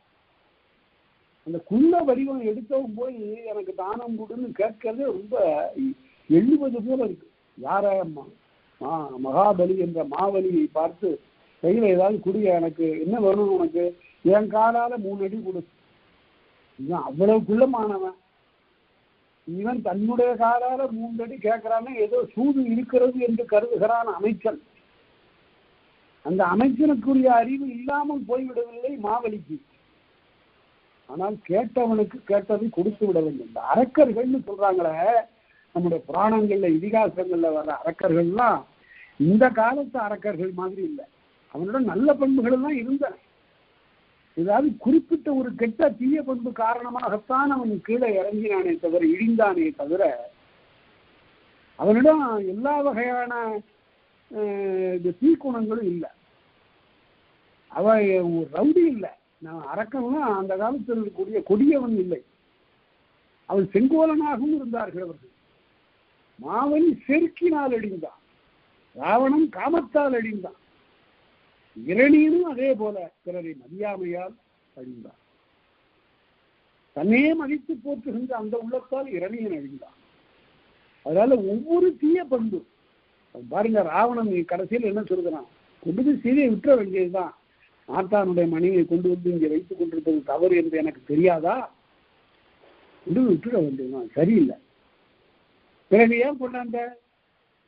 உன்னுடைய வலிமை எவ்வளவு பெரிது, நீ இவர்களை வென்று விடுவாயா என்று அவளை கொணர முடியுமா என்று சூர்பனகை கேட்டார். என்னுடைய ஆண்மைக்கு அது ஒரு அறைகூவலாக இருந்தது. அதனால கொண்டுட்டான்.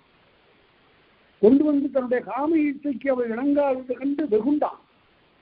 விடுவித்திருக்கலாம். அப்பதான் சொல்றான், விட்டனன்யனின் அந்த விண்ணோர் நன்னி என்னை கட்டுவர். நான் விட்டு விட்டா அந்த தேவர்கள்லாம் இதுவரையில எனக்கு அஞ்சு நடுங்கி கொண்டிருந்த ஆட்கள் எல்லாம் வந்து என்னை கட்டி போட்டுருவாங்க. விட்டனன்யனின் இந்த விண்ணோர் நன்னி என்னை கட்டுவர், பின் யான் எனக்கு கருதுவாரோ? பிறகு என்னுடைய ஆளுமை என்ன ஆகிறது? அதனால பட்டணன் எனினும் எளிதில் படுகிறேன், எட்டினோடு 2 மாய திசைகளை எரிந்து வென்றேன். 10 திசைகளையும் வென்றவையானால் நான் விடத்தான் போறேன், இருந்தாலும் அவளை எளிதில் விழுந்திட மாட்டேன் என்று தன்னுடைய வலிமை பெருமையை பேசுகிறான். அதனால அரக்கர்கள் நல்ல நற்பண்பு உடையவர்கள் தான். ஒரு தீய பண்பு, இந்த ஒரு பண்பும் இல்லாமல் இருந்தால் அவர்கள் எவ்வளவு உயர்ந்தவர்கள். ராவணன் கூட கேட்கிறான், உன்னுடைய மூக்கையை அறிகின்ற அளவுக்கு நீ செய்த தவறு என்ன என்றுதான் கேட்பான். அதனால அப்படி பார்க்கணும். ஒரு ஆராய்ச்சி என்றால் நடுவு நிலைமையோட நின்று பார்க்கணும். ராவணனிடம் இது குறை இருந்தது, ராமனிடம் இல்லையா? அவன் மறைந்திருந்து வாலியை கொல்ல வேண்டிய தேவை ஏற்பட்டு விட்டது. அவன் கேட்கிறான், வாலி கேட்கிறான், வாலி பாருங்க, அவனும் தீய பண்பு உடையவராக இருந்தாலும் கூட என்பால் எப்பிழை கண்டாய் அப்பா, என்னிடத்தில் நீ என்ன பிழை கண்டாய் என்று கேட்கிறான். அதனால அந்த நற்பண்புகள் பல இருந்தும் கூட பாலிலே ஒரு துளி மோர் விழுந்தால் அது மாறி விடுவது போல அவர்களுடைய நற்பண்புகள் எல்லாம் துலங்கவில்லை. அதைத்தான் பார்க்கும். நின்றான், இருந்தான், கிடந்தான். நின்றான், நெடிய வடிவமாக நின்றான், உயரமா நிற்கிறான். இருந்தான், உட்கார்ந்து இருக்கிறான்னு போதும். அமர்ந்த நிலைக்கு பேர் இருந்தான். செட்டிநாட்டு வழக்கில் இருக்கு. அதாவது திசைச்சொல் கிளவியது. அவங்க வீட்டுக்காருக்காவது போயிட்டா இருங்க அப்படின்னா என்ன பொருள்னா உட்காருங்கள்னு பொருள், அமருங்கள் என்று பொருள். இருங்கன்னா நான் இங்கதாங்க இருக்கிறேன்னு சொல்லக்கூடாது, இருங்கன்னா உட்காருங்கள் என்று பொருள். அதே போல கிடந்தான் என்றால் படுத்திருந்தான் என்று பொருள். வெள்ளியம்பலத்து நள்ளிருளில் கிடந்தேன்கிறார் சீத்தலை சாத்தனார். கண்ணகி ஊரை எரித்த போது, மதுரை எரித்த போது நான் என்ன செய்தேன்? வெள்ளியம்பலத்து நள்ளிருளில் கிடந்தேன், நாங்க படுத்திருந்தேன். சரி பாருங்க, வெள்ளி அம்பலத்துல என்ன, வெள்ளி அம்பலம்னு எது? வெள்ளி வேய்ந்த அம்பலமா சிலப்பதிகார காலத்திலையா? வெள்ளி அம்பலம்னா வானமே கூரையாக இருக்கக்கூடிய இடம், வெளுக்க பகுதி, வெள்ளையாய் வானம் மேலே விளங்க அதன் கீழ் இருந்த இடத்துல நான் கிடந்தேன். எவ்வளவு பெரிய புலவன் பாருங்க. அந்த காலத்துல எளிய மனிதனாக எங்கேயோ உருண்டு படுத்து கிடந்தவனாக இருந்திருக்கிறான். வெள்ளியம்பலத்து நள்ளிருளில் கிடந்தேன். அதனால நின்றான், இருந்தான், கிடந்தான், இது ஒன்றோ மந்தார் மதுர்கட்சி மாண்பு என்று சொல்கிறார். அதே போல இன்னொரு எடுத்துக்காட்டு பார்க்கலாம். இதுல ஒரு வேறு வகையாக வருகிறது. களிரும் கந்தும் போல நனிகடல் கூம்பும் கலனும் தோன்றும். கலன்கிறது கப்பல். அது எது போல இருக்கிறது? யானை மாதிரி இருக்கு. ஒரு யானை வந்து நிக்கிறது மாதிரி கப்பல் வந்து நிக்குது.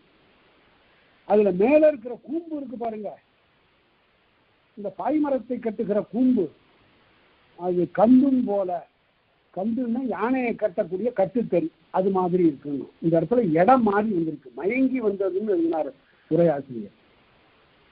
அடுத்தது சுண்ண பொருள்கள். இந்த சுண்ணம்னாவே குறைவு என்று பொருள், குறைத்தல்.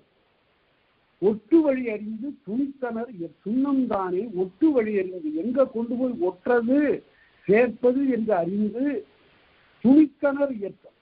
அந்த இடத்துல துணித்து, அந்த இடத்துல துண்டாடி அதை எடுத்து கொண்டு வந்து பொருத்தமான இடத்துல வச்சு பார்க்கணும். அதுதான் சுண்ண பொருள்கள்னு பேர். பொருத்தமில்லாம சேர்த்து வச்சிருக்கிறான் பாட்டில், அதை பொருத்தம் இருப்பது போல கொண்டு போய் சேர்க்கணும். அதைத்தான் சொல்லுகிறான். அது அருமையான ஒரு பாட்டு. அதுல ஒரு ஆராய்ச்சி இருக்கு, அதையும் சொல்றேன். சுரையாட சுரக்காய தண்ணியில போட்டா மிதக்கும். ஆனா இவர் என்ன சொல்ற, சுரையாட சுரையை போட்ட உடனே சுரக்கா முழுகி போச்சு.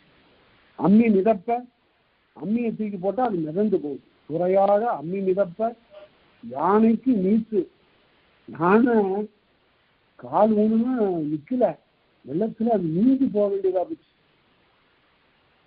யானைக்கு அதே வெள்ளம் முயலுக்கு நீத்து, முயல் ரொம்ப அருமையா போகுது, இயல்பாக போகிறது, நடந்து போகுது. யானைக்கு நீத்து முயலுக்கு நிலை என்ற, முயல் காலை உண்ண முடியுது இந்த வெள்ளத்துல. முயற்கு நீத்து என்ற கானகநாடன் துணை. காட்டு நாட்டிலே இருக்கக்கூடிய, அது என்ன காட்டு நாடு, அதான் கானாடு காத்தான்ங்கிறான் செட்டி நாட்டுல. அருமையான பேர் பாருங்க, ஊர் பேர் கானாடு காத்தான். காட்டில் உள்ள ஒரு நாடு, காடு சூழ்ந்த நாடு. சரி, இப்ப சுரையாழ அம்மி மிதப்ப யானைக்கு நீத்து முயற்கு நிறை என்ப கானகநாடன் சொல்லி மாற்றி போடுங்க. ஒட்டுமொழி அறிந்து இடத்திலிருந்து அகற்றி சுரை மிதப்ப அம்மி ஆழ, யானைக்கு நிலை முயற்கு நீத்து, முயல் நீந்தக்கூடியதாக இருந்தது கானகநாடன் சுனை என்று மாற்றி பொருள் கொள்ளுக என்றார். இதுல ஒரு ஆராய்ச்சி இருக்கிறது, அதை அடுத்த வகுப்புல பார்ப்போம். இதுகாரம் கேட்ட அனைவருக்கும் நன்றி, வணக்கம்.